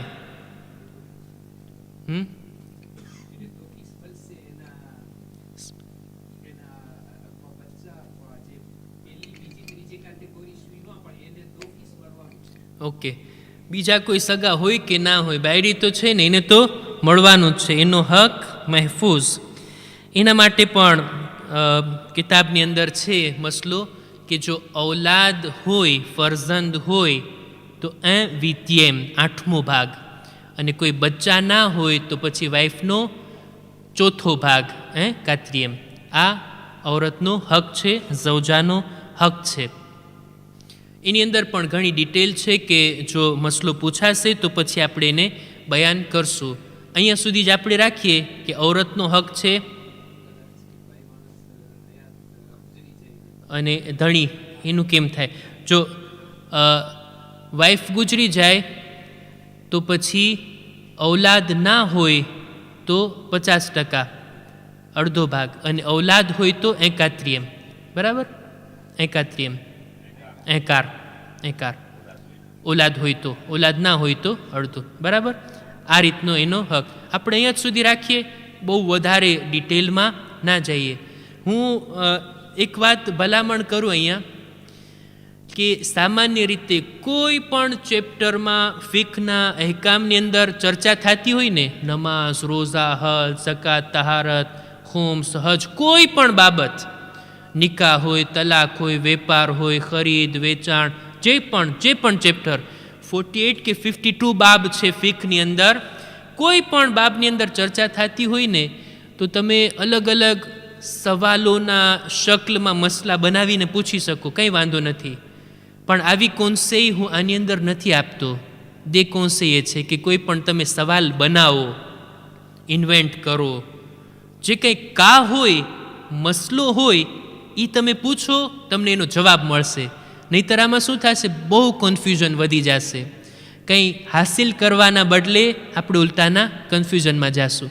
એટલે આપણે અહીંયા સુધી જ રાખીએ કે ઔરતનો હક, ઔલાદ હોય તો 8મો ભાગ, ઔલાદ ના હોય તો 4થો ભાગ. આનું કોન્ટ્રેર કે ઔરત ગુજરી જાય, વાઈફ ગુજરી જાય અને એનો ધણી મોજૂદ હોય, જો ઔલાદ નથી તો અડધો ભાગ, ઔલાદ છે તો ચોથો ભાગ. આ કઈ ઝૌજાની વાત થાય છે? જે અકદે દાએમીમાં હોય, જેની સાથે નિકાહ થયા હોય આખી જિંદગીના. મુતામાં હોય તો એને કંઈ નહીં મળે. મુતામાં હોય, એક ભાઈ ગુજરી ગયા, મુતામાં હતા, મુતાની હજી મુદ્દત પણ હતી, એની કાયદેસરની ઝૌજા હતી હલાલ તરીકાથી, એને કંઈ પણ નહીં મળે. વાઈફ પણ ગુજરી જાય તો ભાઈને પણ કંઈ નહીં મળે. આની અંદર ના હોય. બરાબર? તો જે કંઈ સવાલ હોય, કોઈ કા હોય તો તમે એને લાવો, પ્રેસિઝે કરો, એનો બરાબર ચોખવટથી જવાબ મળે. પણ આમ હોય તો, ઓલું હોય તો, પેલું હોય તો, એ સિલવું પ્લે આમાં ન કરવામાં આવે તો જ આપણા હકમાં છે અને આપણા ફાયદામાં છે. અમુક જાણવા જેવી બાબતોને હું અત્યારે રજૂ કરવા માંગુ છું હેરિતાજના બારામાં. અમુક મસલા આપણે સાંભળ્યા હશે અને અમુકને આપણે અત્યારે ચર્ચામાં લાવીએ કે સારી વાત કહેવાય કે આપણી નજરમાં હોય આ બાબતો. દાખલા તરીકે ઔલાદમાં પણ આપણે કીધા ને, દીકરા હોય તો એના ડબલ હિસ્સા હોય, દીકરી હોય તો એનો એક હિસ્સો હોય. દાખલા તરીકે મારી પાસે એક દીકરો અને એક દીકરી છે તો મારા માલના 3 ભાગ પડશે, 2 તિયર દીકરાને અને તિયર દીકરીને. આ વાત પણ કુરાનનો હુકમ છે અને આ રીતના તકસીમ થશે. પણ હવે મારી પાસે એક દીકરો છે, એક દીકરી છે, મારી સગી ઔલાદ, અને એકને મેં ખોળે બેસાડ્યો છે. એક ઔલાદને જે નથી મારો કોઈ સગો, નથી મારા કંઈ પણ, મેં એને લાવી બાળપણથી પાળ્યો છે, મોટો કર્યો, જવાન કર્યો, પરણાવ્યો અને અત્યારે મોટી ઉંમરનો છે. એ પણ ઔલાદની જેમ મેં રાખ્યો છે, એને દીકરાની જેમ મેં પાળ્યો છે. એનો કેટલામો હક? શરિયતની રૂએ 0. શરિયતની રૂએ 0. આપણે જે કંઈ કોઈને ખોળે બેસાડ્યા છે તો એ આપણી ઔલાદ નથી. શરિયત પ્રમાણે ના તો 2 તિયર એને મળે, દીકરો હોય તો, દીકરી હોય તો 1 તિયર એને નહીં મળે. ભાઈ મેં એને દીકરા કરતાં વિશેષ પાળ્યો છે, રાખ્યો છે. જો તમારું પેટ બળતું હોય તો શરિયતમાં રસ્તા છે, સોલ્યુશન છે. ઓલું 1 તિયરનો જે આપણને હક છે ને, વસિયત કરું કે આને મળે, જેને મેં ખોળે બેસાડ્યો છે. તો બહેરહાલ એને પણ આપણે વંચિત નહીં કરશું, એને પણ મહેરૂમ નહીં કરશું. કહેવાનો મતલબ એ કે આપણી શરિયતની અંદર ઇજ્તિહાદનો દરવાજો ખુલ્લો છે. જે કંઈ પ્રોબ્લેમ હોય, જે કંઈ પણ પ્રશ્નો આવે, એવા કોયડા હોય તો એને આપણા મુજ્તહિદો ઉકેલી આપે છે, એનું સોલ્યુશન આપે છે. પ્રમુખ સાહેબ, તમે જે કીધા કે શરિયતના કાયદા અને સરકારના કાયદા આપસમાં ટકરાય છે, હું આ શબ્દનો ઉપયોગ નહીં કરું. મને એમ લાગે છે કે આપણી શરિયતમાં ખૂબ ગુંજાઈશ છે. ફ્રાન્સના તો શું, ઇન્ડિયાના, આખી દુનિયાના કાયદા પણ આ શરિયતના કાયદા સાથે મેચ થઈ શકે છે. અને શરિયતની અંદર ઘણા સોલ્યુશન છે.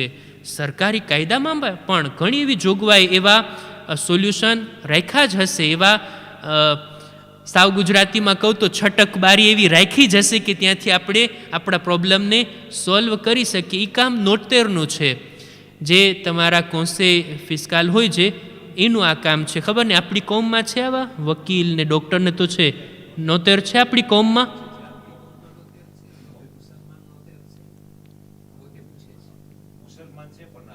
આપણા ખોજામાં નથી. કોઈ હોય મુસલમાન હોય તો આપણા શરીયતના કાયદા કાનૂન, આ વસિયત, વારસો, એતિયર, આ બધું કુરાનમાં છે, તો એ તો સમજી શકે. અત્યારે આપણી વાત એમાં ચાલે છે કે હેરિતાજના બારામાં જાણવા જેવી બાબતો. આપણે આ વાત કીધા કે કોઈને ખોળે બેસાડ્યા હોય, આદબ તે કર્યા હોય, અને એક સવાલ મેં રાખ્યો છે, જવાબ આપ્યા વગર રહી જઈશ તો પછી કદાચ કોઈને રાતના ઊંઘ નહીં આવે. કે જેનું કોઈ સગાવાલું ના હોય, કોઈ એનું દુનિયામાં ના હોય, તો પછી એના માલનું શું થાય? તો એ માલ એના વારસદાર ખુદ ઇમામ છે. આ માલ બધો ઇમામને મળશે. ઇમામ એના વારસ, જેનું કોઈ નથી એના ઇમામ છે. અને ઇમામની ગૈબતના જમાનામાં આ માલ હાકીમે શરા એટલે મરજે તકલીદને આપવાનો હોય છે કે એના અંદર જે કંઈ તસરુફ કરવો હોય, જ્યાં એમને યોગ્ય લાગે ત્યાં એ વાપરશે.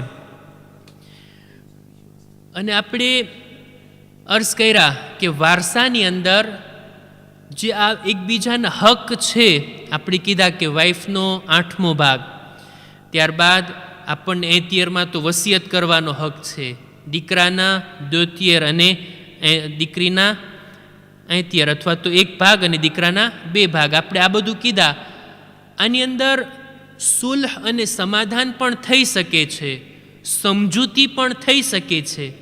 દાખલા તરીકે આ મસલો મેં હમણાં જ કીધું ને કે મને હક છે કે હું જિંદગીમાં જ મારા એક દીકરાને કહી દઉં કે મારા મર્યા પછી મારા વારસામાંથી તું કંઈ નહીં લેતો.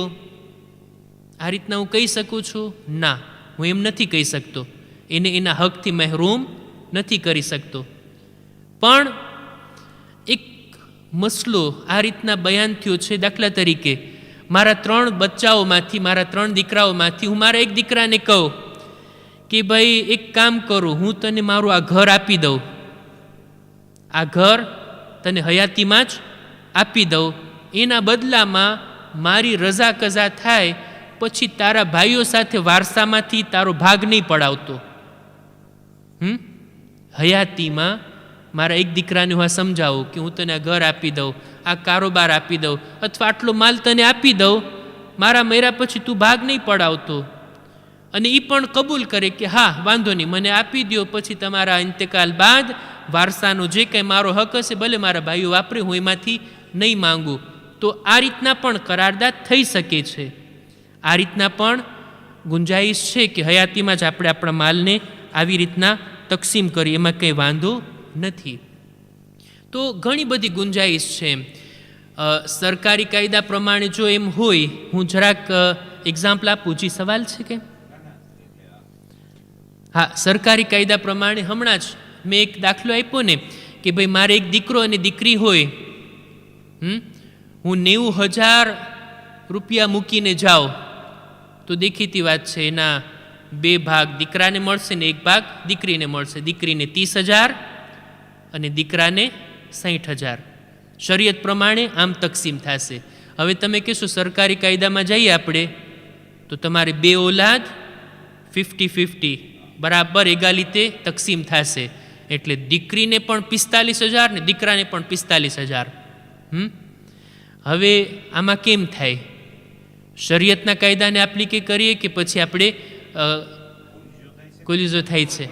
હા હા, આની અંદર હવે એનું કેમ થાય?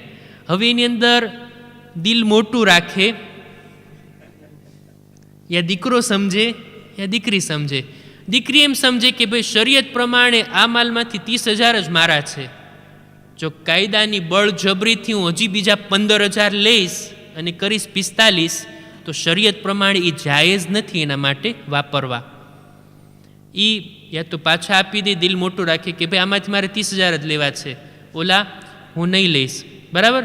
આ દીકરી સમજે, કાયદા કાનૂનને જાણે, શરિયત પ્રમાણે આટલા મારા માટે હલાલ, 30,000 મારો હક બને છે અને એ મારા માટે હલાલ, ઓલા 15 મારા ભાઈનો હક છે. શરિયતની વિરુદ્ધ કાયદા કાનૂનની મદદથી બળજબરીથી મેં એની પાસે જ કઢાવ્યા. એ દિલ મોટું રાખીને આપી દે તો બહુ સારી વાત. નહીતર પછી આ બાજુથી દીકરો સમજે, ભાઈ સમજે કે ભાઈ ઘી ઢોળાય તો ખીચડીમાં, 15,000 ભલે મારા એક્સ્ટ્રા એની પાસે વયા જાય, ભલે ને હલાલ છે, કંઈ વાંધો નહીં, બાપા ઉપર ખુદા રહેમત કરે, 45 તો મૂકીને ગયા, એ તો આપણા હાથમાં આવ્યા. આ રીતના કોઈ સમજે અને સમજૂતીની સાથે દિલ મોટું રાખીને જો કરે તો શરિયતને પણ સાથે લઈ શકાય અને કાયદા કાનૂનને પણ આવી ગુંજાઈશ છે. પણ હવે આવી સમજદારી એ ટાઈમમાં જો સૂઝે એ મહત્ત્વની વાત. અત્યારે તો આપણે બધા નોર્મલ હાલતમાં બધું હોય, પણ જ્યારે રૂપિયાની વેચણીનો વખત આવે ત્યારે 100 યુરો એ કોઈ મૂકવા માટે તૈયાર આવી સમય.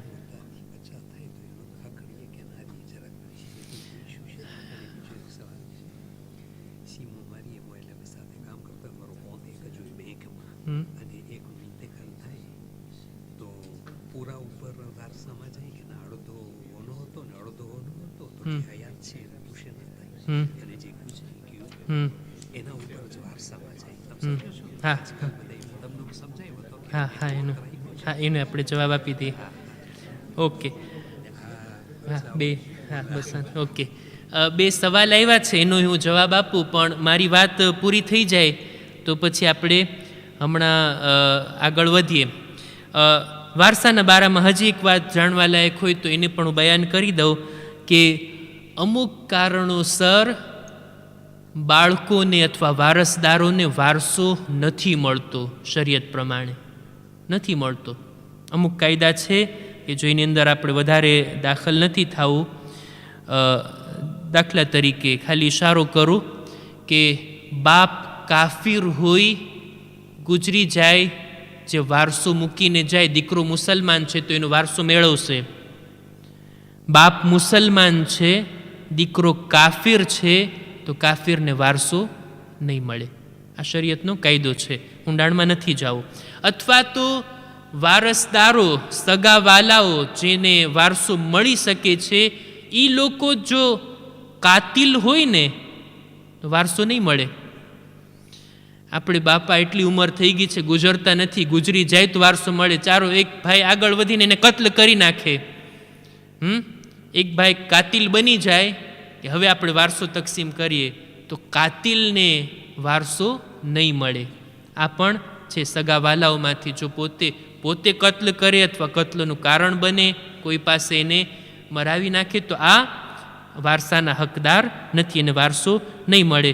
જાણવા જેવી બાબતો મને લાગતું હતું કે આટલી જ છે કે આપણે એને રજૂ કર્યા. હજી કંઈક કા હોઈ શકે, કોઈ મસલા હોઈ શકે, કોઈ પ્રોબ્લેમ હોઈ શકે કે આપણે એના સોલ્યુશન પાછળ હોઈએ. આપણો સમય પણ પૂરો થાય છે. મને બે સવાલો આપ્યા છે કે જેને હું બયાન કરી દઉં કે મૂતાથી બચ્ચા થયા હોય તો મૂતાવાળી બાઈને તો નહીં મળે, બરાબર ને, પણ બચ્ચા થયા તો આ એનો કાયદેસરનો ફરજંદ છે, હલાલ ઔલાદ છે, એને પણ મળશે, એ હકદાર છે. આ એક વાત. બીજું, ધણી અને બાયરી બંને સાથે મળીને કારોબાર કરતા હોય, એક બિઝનેસ કરે છે અને એમનું કોણ તો શું છે, સાથે કોણ છે, એની અંદર પૈસા સાથે કરે છે અને એક રીતના પાર્ટનર છે. બેમાંથી એકનું ઇન્તેકાલ થઈ ગયું તો જેટલું કોંતમાં છે એ બધું જાય વારસામાં. આની અંદર તો લોજિક તો એ છે કે બંને પાર્ટનર છે તો 50-50, જેટલું એ મરહૂમનો હક છે એ પછી જાય વારસામાં અને એ પારતા જ થશે અને આ બાઈનો હક એનો પૂરેપૂરો 50% રહેવાનો છે. સવાલો અહીંયા સુધી જ મારા સુધી પહોંચ્યા હતા. હજી કંઈ સવાલ છે તો જી.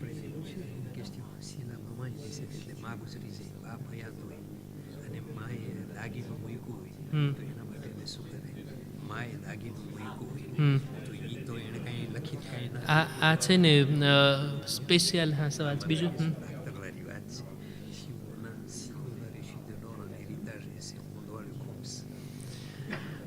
સવાલો આવ્યા છે પણ મને લાગે છે કે જે જનરલ સવાલ હોય ને એને આપણે જવાબ આપીએ કે બધાને ફાયદો થાય.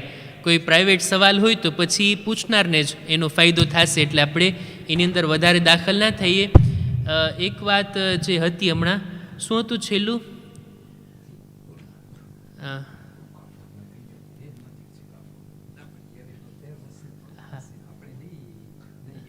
છેલ્લું શું હતું? એક મિનિટ.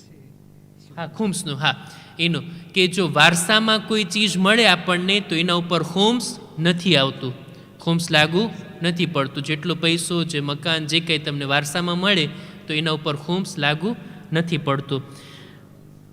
ખુમ્સની મારા ખ્યાલથી આટલી જ બહેસ હતી કે આપણે એના બારામાં કહી શકીએ કે મરહૂમનું ખુમ્સ બાકી રહી ગયું હોય તો એને આપણે અદા કરવું જોઈએ, અને આપણને જે કોઈ વારસામાં વસ્તુ મળે તો એના ઉપર ખુમ્સ નથી લાગતું. આપણે સમયસર તો ચાલુ નહોતા કર્યા પણ સમય ઉપર પૂરું કરીએ. અહીંયા ઇન્શાલ્લાહ આપણો આ પ્રોગ્રામ પૂરો થાય છે. હવે કોઈને સવાલ જવાબ હોય, ક્વેશ્ચન હોય તો ઇન્શાલ્લાહ આપણે ઇન્ડિવિજ્યુઅલી આપણે એનો જવાબ આપશું. બર મુહમ્મદ વાલે મુહમ્મદ સલવાત અલ્લાહુમ્મા સલ્લી અલા. શેખ જી, પેલું તો તમે કીધું કાફર હોય ઓલાદ તો એને કાંઈ મળે ના શરીયત મુતાબિક. ઓલા તો દેશના કાયદો એવો છે, વળી કોલિઝન થાય છે શરીયત અને દેશના કાયદો. એ યારો આપણે એક ઠેકાણે મૂકી દઈએ, શું કરશું? કોલિઝન થાય છે, સોલ્યુશન કાઢવો જોશે એનો. નોતરને આપણે કંઈક કે થાય હયાતીમાં. હા, હવે બીજું સવાલ એ છે, તમે હમણાં બોલ્યા કે ખુમ્સ એ જે રિતાજમાં મળે એના ઉપર ખુમ્સ ના હોય, બરાબર છે? ભલે પછી બે કાદે ફિગ્યુર થાય છે. કાં જે લોકોને હેરિટાજ મળે એને ખબર હોય કે મારો બાપ ખુમસ કાઢતો હતો, સ્વા એને ખબર હોય કે મારો બાપ ખુમસ કાઢતો નહોતો. જી બી કાદે ફિગ્યુર હોય યપાદે ખુમસ.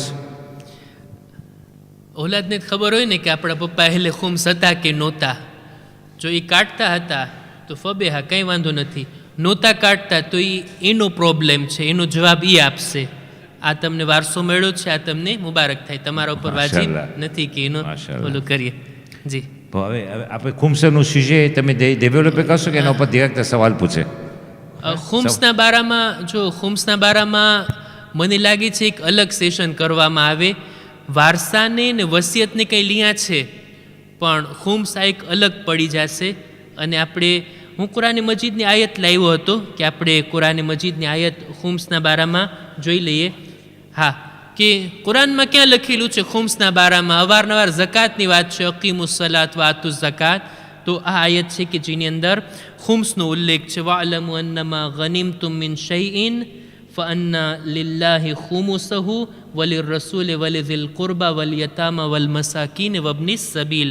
બરાબર પડ્યું છું કે કંઈ રહી ગયું એક તો આની અંદર જે કંઈ પણ તમને ગનીમત મળે, જે કંઈ ફાયદો મળે એના ઉપર જાણી લ્યો કે ખુમ્સ છે. ખુદાનો હક, રસૂલનો હક, વલ કુરબા એટલે ઇમામનો હક, પછી યતીમ, મિસ્કીન અને ઇબ્ને સબીલ આ બધાનો હક છે. એટલે એક હક સહેમે સાદાત અને સહેમે ઇમામ. ખુદા રસૂલનો હક ઇમામને આપવામાં આવશે અને સાદાતમાંથી, બધા સૈયદ માટે નથી. એ સૈયદ કે જે ગરીબ હોય, ફકીર હોય, જરૂરતમંદ હોય એના માટે આ હોય છે. અને ખુમ્સ કઈ ચીજ ઉપર લાગુ પડે છે, કેવી રીતના આપવાનું હોય, ક્યારે આપવાનું હોય, મારા ખ્યાલથી અમુક બાબતો વાઝેહ છે. એના બારામાં પણ કંઈ સવાલ હોય, કંઈ ચર્ચાની જરૂર હોય તો એક અલગ સેશન રાખીએ તો બહેતર છે મારા ખ્યાલથી. આની અંદર કંઈ લિયા નથી. મારા ખ્યાલથી જે જનરલ સવાલો હતા આપણે એના જવાબ આપ્યા. હજી પણ કંઈ સવાલો હોય તમે મેસેજ કરી શકો છો, ફોન કરી શકો છો, સુરપ્લાસ આવી શકો છો. વધારે દૂર નથી, અહીં સેમ્પલમાં જ છું. તમે જરૂર કંઈ પૂછી શકો છો અને તમારા પ્રશ્નોનો, સવાલોનો, મસલાનો ક્લિયર એકદમ તમે સોલ્યુશન મેળવી શકો છો ઇન્શાલ્લાહ. જેવી તમે રજૂઆત કરશો, કમ્પ્લીટ તમે બયાન કરશો, એવો જ ઇન્શાલ્લાહ કમ્પ્લીટ તમને જવાબ મળશે. આપણે મોહમ્મદભાઈને એક સવાલ છે. જી બિસ્મિલ્લાહ. મને જસ્ટ એક સજેસ્શન કરું હતું. મને લાગે છે આપણે એક સેશન કરવું જોઈએ 1.5-2 કલાકનું, જેમાં ફક્ત એક્ઝામ્પલ જ હોય. એટલે કે એક્ઝામ્પલ નુમેરો 1 par exemple એક ફેમિલી છે, બાપ ગુજરી ગયો, 2 ઔલાદ છે, એનું par exemple capital 100 € છે, તો કેટલા એક છોકરાઓને જાય છે. એવી રીતના 10 કે 20 એક્ઝામ્પલ હોય. આપણે બધી જાતના એક્ઝામ્પલ હોય કે 2 દીકરી હોય, 3 દીકરી હોય, તો મને લાગે છે વધારે સરખી રીતના યાદ રહે કે parce que આ જરાક જેનેરલ છે. પણ મને લાગે છે એક સેશન કરવી જોઈએ ફક્ત એક્ઝામ્પલ માટે, જેમાં બધા કા de figure પ્રેઝન્ટ કરે ને સરખી રીતના પ્રેસિઝે કરે, જેવી રીતના તમે બધું બોલ્યા. તો મને લાગે છે વખતે વધારે આમ સમજવાલાને ને આમ કોંકરે હોય. કારણ કે આ છે c'est vrai que જરાક બહુ જેનેરલ છે, મેં જ્યારે એક્ઝામ્પલ આવે ને કે તો peut-être વધારે યાદ રહે. બહુ સારી વાત છે, બહુ સારું સજેશન છે તમારું. અને આ રીતના હું પોતે જ અવોઇડ કરું છું કે આ એક્ઝામ્પલ આપવાનું. હું જાણી જોઈને આ સેમિનારમાં ન લાવ્યો, નહીંતર આની અંદર બધું છે. હા, આજે તમે પૂછ્યા ને, આ કિતાબ એમને એનું નામ નથી, જામે એટલે બધું એની અંદર સમાઈ ગયું. એક એક્ઝામ્પલ છે. જેટલા પણ ફર્જ બની શકતા હોય ને એક ફામી જેની અંદર 2 બચ્ચા, દીકરો દીકરી, યા બધી દીકરી, યા બધા દીકરા, યા ઔલાદ નથી, અથવા આમ છે તેમ છે, એ બધું. તો આ બધું જે છે એ બયાન થયું છે આની અંદર. એ જો આપણે તમે કહો છો એવી રીતના રાખશું ને તો એ સેમિનાર નહીં હોય, એ દર્સ હશે. અને જે કોઈને પણ આ રીતના કોઈ પણ ફિકના કોઈ પણ ટોપિક વિશે દર્સ જોતા હોય એટલે મારી પાસે બેસી આપણે અડધી કલાક અમને કિતાબમાંથી જ એક્સપ્લેન કરો, બયાન કરો, તો હું હાજર છું. તમારે ઊંડાણમાં સમજવું હોય, આ રીતના બધા લોકો ઇન્ટરેસ્ટ નહીં રાખતા હોય આ રીતના દિક્કતથી સમજવા માટે. બધાને પોતાનો જ કા દેખાતો હોય. મારે 2 દીકરા ને 2 દીકરી છે, મારે કેમ કરવું ને એ જ ઓલાને જેમ હોય, મારે સમજવાનું કાંઈ આવતું જ નથી. એટલે આપણે બધા માટે બયાન કરવું જરાક ઓલું નથી રાખ્યા, નહીંતર આની અંદર હોય છે કે આપણે બયાન કરી શકીએ. મને એક મસલો પણ બયાન કરવો હતો, મારા ખ્યાલથી જાણવા જેવી બાબતમાં મારે લાવવું હતું પણ છૂટી ગયો. કદાચ જાણવા જેવી બાબત હશે કે કોઈના ઇન્તેકાલ બાદ કોઈ બાપ ગુજરી જાય તો અમુક ચીજો એના મોટા દીકરાની છે, ખાસ એની જ મિલકિયત છે. આને કહેવાય છે હબવાહ. હબવાહ એક એવી ચીજ છે કે બાપની અમુક પ્રાઇવેટ ચીજો, ખાસ ચીજો ફક્ત મોટા દીકરાને જ મળે, એમાં બીજું કોઈ ભાગીદાર નથી. દાખલા તરીકે બાપનું કુરઆન, મારી પાસે મારું પોતાનું કુરાન હોય પ્રાઇવેટ, મારા મરવા પછી વારસદારોમાં ભાગલા નહીં પડી, મોટા દીકરાનો હક છે. બાપની વીંટી, આ પણ મોટા દીકરાનો હક છે. આ સિવાય હથિયાર કે કંઈ પણ તલવાર કી જમાનામાં જે કંઈ હતું આ બધું એનું થાય. હવે કોઈ પૂછે કે લેપટોપ અને કોમ્પ્યુટર એ કોનું થાય, ઓલું પોર્તાબલ કોનું હોય? એટલે અમુક અમુક ખાસ ચીજો, કપડાં, બાપના કપડાં જે છે એ બધા મોટા દીકરાનો હક છે, એ કંઈ પછી એમાં ભાગલા ના પડે. મોટા દીકરાની એક આ ખાસ વિશેષતા હેકામની અંદર બયાન કરવામાં આવી છે. તમે કહેશો કે ભાઈ ઓલા નાનાનું શું, તો પછી બધું મોટાને મળશે આ બધી વસ્તુ, તો જે મોટા છે એની જવાબદારી પણ મોટી છે. બાપની કઝા નમાઝ પણ મોટા દીકરાએ પડવાની છે. બાપના જે કંઈ એ હક હતા, વાજિબ હક, રોઝા નથી રાખ્યા તો એના કઝા રોઝા એ મોટા દીકરા ઉપર વાજિબ છે કે એ કરે, તો જવાબદારી પણ છે અને આ ચીજ પણ એને મળવાની છે. અને તમારો આ સુજેસ્શન બહુ સારો છે. જે કોઈને પણ કોઈ મસલો હોય, જાણવું હોય, આવે, અડધી કલાક બેસે, આપણે ડિટેલથી એમને સમજાવશું. અને મારી કોશિશ એ રહી છે, ફરી પાછો કહું, કે કોઈ પણ મસલો ક્લિયર તમારા સુધી પહોંચી જાય, કન્ફ્યુઝનમાં તમને પૂછવાની જરૂર ના પડે. જી, સવાલોનો સિલસિલો મારા ખ્યાલથી આખી રાત રહેશે, જો બેઠા રહેશે. જી જી બોલો. હા જી, હા, ખુમ્સનું જરાક તમે હવે પ્રેસિઝન આપો એમ માંગણી કરવામાં આવે છે. તો પછી બીજો સેશન નહીં થાય. આપણે જે સ્પેશિયલ રાખવું છે આમાં તો મૌલાના બયાન કરી નાખ્યા, તો પછી એના માટે કઈ રહેશે નહીં. એક સવાલ જી, સવાલ હોય તો બોલો તમ તારે, બાકી એનું એક્સપ્લિકેશન આ રીતના બીજા કોઈ મોકા ઉપર આપણે રાખીએ.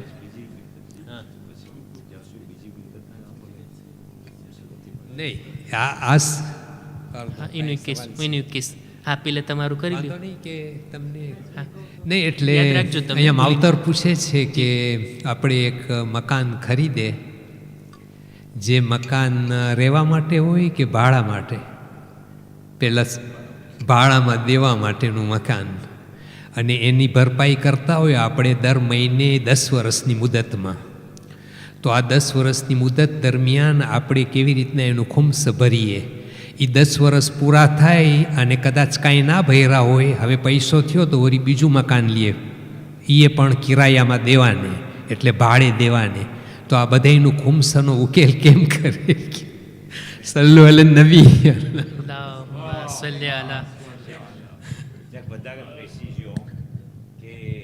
જ્યાં સુધીના 10 વર્ષનું પ્રે ના ભરાઈ જાય ત્યાં સુધી ઘણાના સવાલ આવે છે કે મને ખુમ્સ વાજિબ નથી થતું.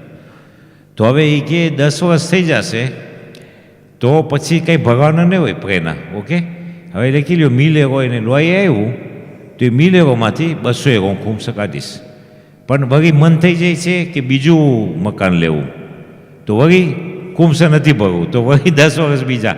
તો આમાં આ તુબીઓમાં મોમીન ફસાઈ જાય છે કે આનું શું સોલ્યુશન, કે પહેલું મકાન લીધું ભારે રહેવા માટે નહીં, ને 10 વર્ષ પછી ખુમ્સ ચાલુ કરે, જ્યારે લોહી આવે પછી બીજા કંઈ ખર્ચા ના હોય, કારણ કે પ્રે ના હોય. નકર પછી પાછું એ બીજું લઈ લે તો કોન્ટિન્યુ કોઈ દી ખુમ્સ કાઢી જ ના શકે. હવે ખબર નથી આ બાગામાં હવે કેમ કહું. હા, હજી એમાં છે કંઈ એડ કરવાનું? એમાં નહીં, પણ આ સવાલ મેં ઈરાનમાં આયતુલ્લા સિસ્તાનીની ઓફિસમાં મેં પોતાએ કર્યો હતો કે જાણે હું, મારા વારસદારો છે ઓલાદ, ને હું મકાન લીધો છું, આમ મને રહેવા માટે નહીં, કારણ કે જો રહેવા માટેનું મકાન હોય તો એની ઉપર ખુમ્સ નથી. વાલા. રહેવા માટેનું મકાન હોય એની ઉપર ખોમ્સ નથી. મેં એને સમજાવ્યો. બાદમાં મેં કીધું મારી પાસે 50,000 થયા. વળી હું રકમ બોલ્યો છું આમ જરા ને એ 50,000 મારા સાફ સફાઈ એટલે કે ખોમ્સ કાઢેલા પૈસા છે. એને હું એક બીજા મકાનમાં નાખતા 5 લાખનું મકાન છે તો 4.5 લાખ મારે હવે મુદતે બેંકમાંથી 20 વર્ષની મુદતે પૈસા લેવા છે.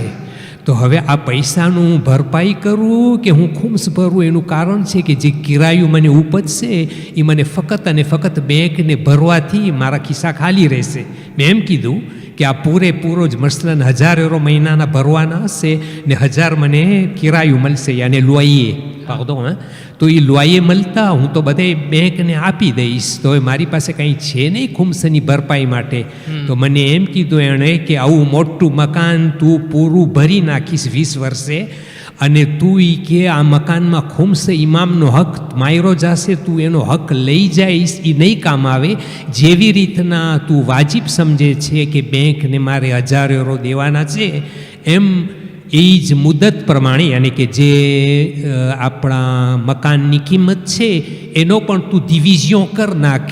યાને કે મકાનની કિંમત છે 4.5 લાખ કારણ કે 5 લાખ છે પણ 50 ઉપર ભરાઈ ગયા છે તો 4.5 ડિવિઝે પાર 5 એટલે ડિવિઝે પાર 5 પાર 1 યાની કે એની ઉપર 20% કાલ્ક્યુલ કર અને પછી તું ઓલા 20 વર્ષને પાછો ડિવિઝન કર.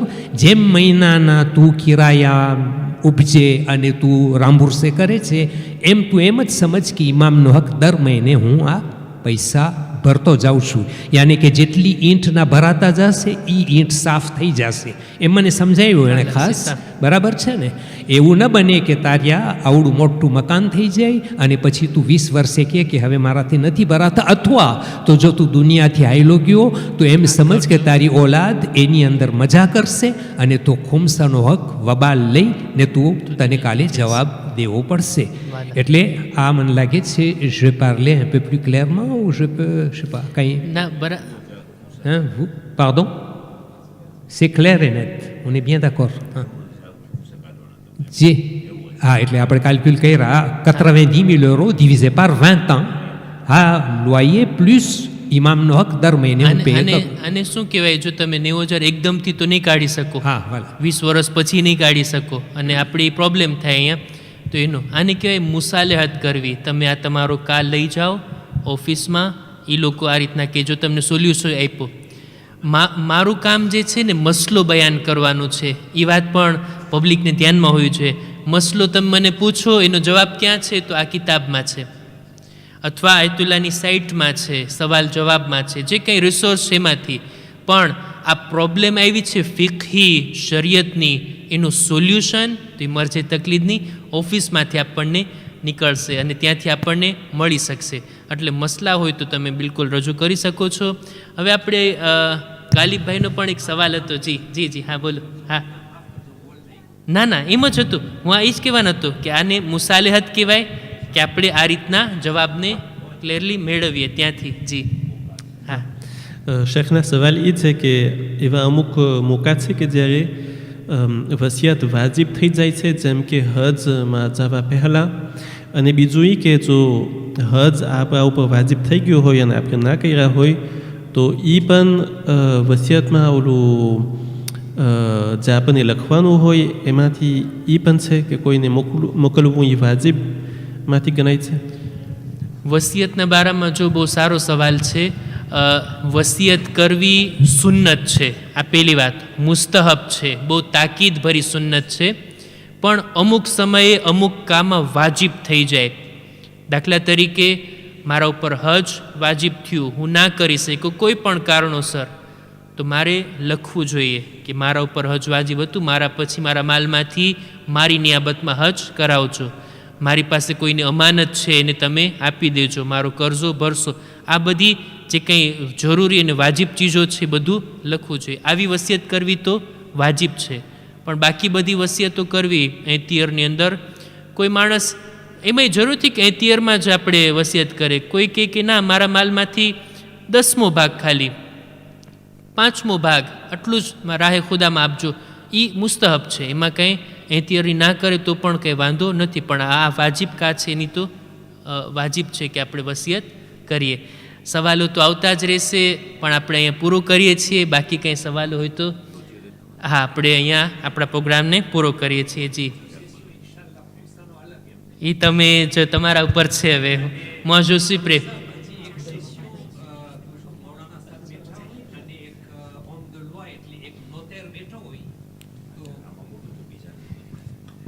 એટલે મને એમ થાય છે કે આ હેરિતાજના બારામાં મૌલાના સાહેબ, અગર તમે ઇજાઝત આપો તો પ્રોશન સેસ્યો હોવો જોઈએ. અને અહીંયા એક નોતેર જે મુસલમાન હોય એ બાજુમાં બેઠો હોય, અને જેટલા સવાલો ટકરાતા હોય ના મઝહબ સાથે, એટલે કે ફ્રેન્ચ કાયદા કાનૂન અને આપણા ફીકના મસાઇલમાં કાંઈ ટકરામણી હોય તો આપણને એ સોલ્યુશન દેખાડે, અને તમે પણ કદાચ સાંભળો અને કહી શકો કે આ ના બરાબર આ મસાઇલ મુતાબિક આ પ્રમાણે થઈ શકે છે. તો એવું કંઈક જરૂર હોય. અને એક ત્રીજો સેસ્યો સ્પેશિયલ ખુબ્સ માટે ખાસ. એટલા સવાલ છે ખુબ્સના, આ તો આમ એક સવાલ હતો, એટલા સવાલ છે કે તેની હદ નહીં. બહુ ખરી વાત. ઇન્શાલ્લાહ જરૂર આપણે હાજર છીએ ઇન્શાલ્લાહ. જી, તો અલ્હમ્દુલિલ્લાહ. હવે જાણવા માટે કે તમને કાંઈ ફાયદો થયો આજે, તો એક બુલંદ અવાજ સાથે તમે સલાવત પઢો. મોહમ્મદ વ આલે મોહમ્મદ પર સલાવત.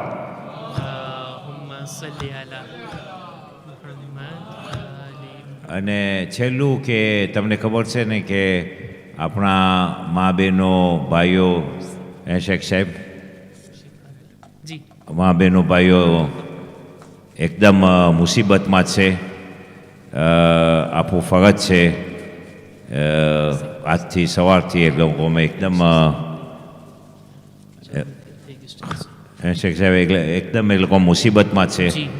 તો આપણે પ્લીઝ તમે ગુજારિશ છે તમને કે તમે દુઆમાં એ લોકોને યાદ કરજો, કારણ કે vraiment સિચ્યુએશન મુશ્કેલીનો છે.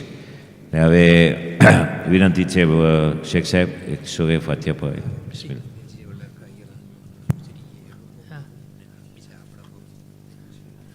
આપણે આ મોકા ઉપર દુનિયાના હાલાત આપણી નજરોની સામે છે, ક્યાંયથી સારા સમાચાર નથી આવી રહ્યા. અને આજની તારીખમાં જે લોકો શહીદ થયા એ લોકોના ઈસાલે સવાબમાં અને આપણા મરહુમીનને યાદ રાખતા એક સૂરતુલ મુબારકતુલ ફાતિહા. બિસ્મિલ્લાહ الرحمن الرحيم الحمد لله الرحمن الرحيم مالك يوم الدين إياك نعبد وإياك نستعين اهدنا الصراط المستقيم صراط المغضوب عليهم ولا الضالين إن الله وملائكته يصلون على النبي يا أيها الذين آمنوا صلوا عليه وسلموا تسليما اللهم صل على محمد وآل محمد سبحان ربك رب العزة عما يصفون وسلام على المرسلين والحمد لله رب العالمين اللهم صل على محمد وآل محمد. जी बोलो.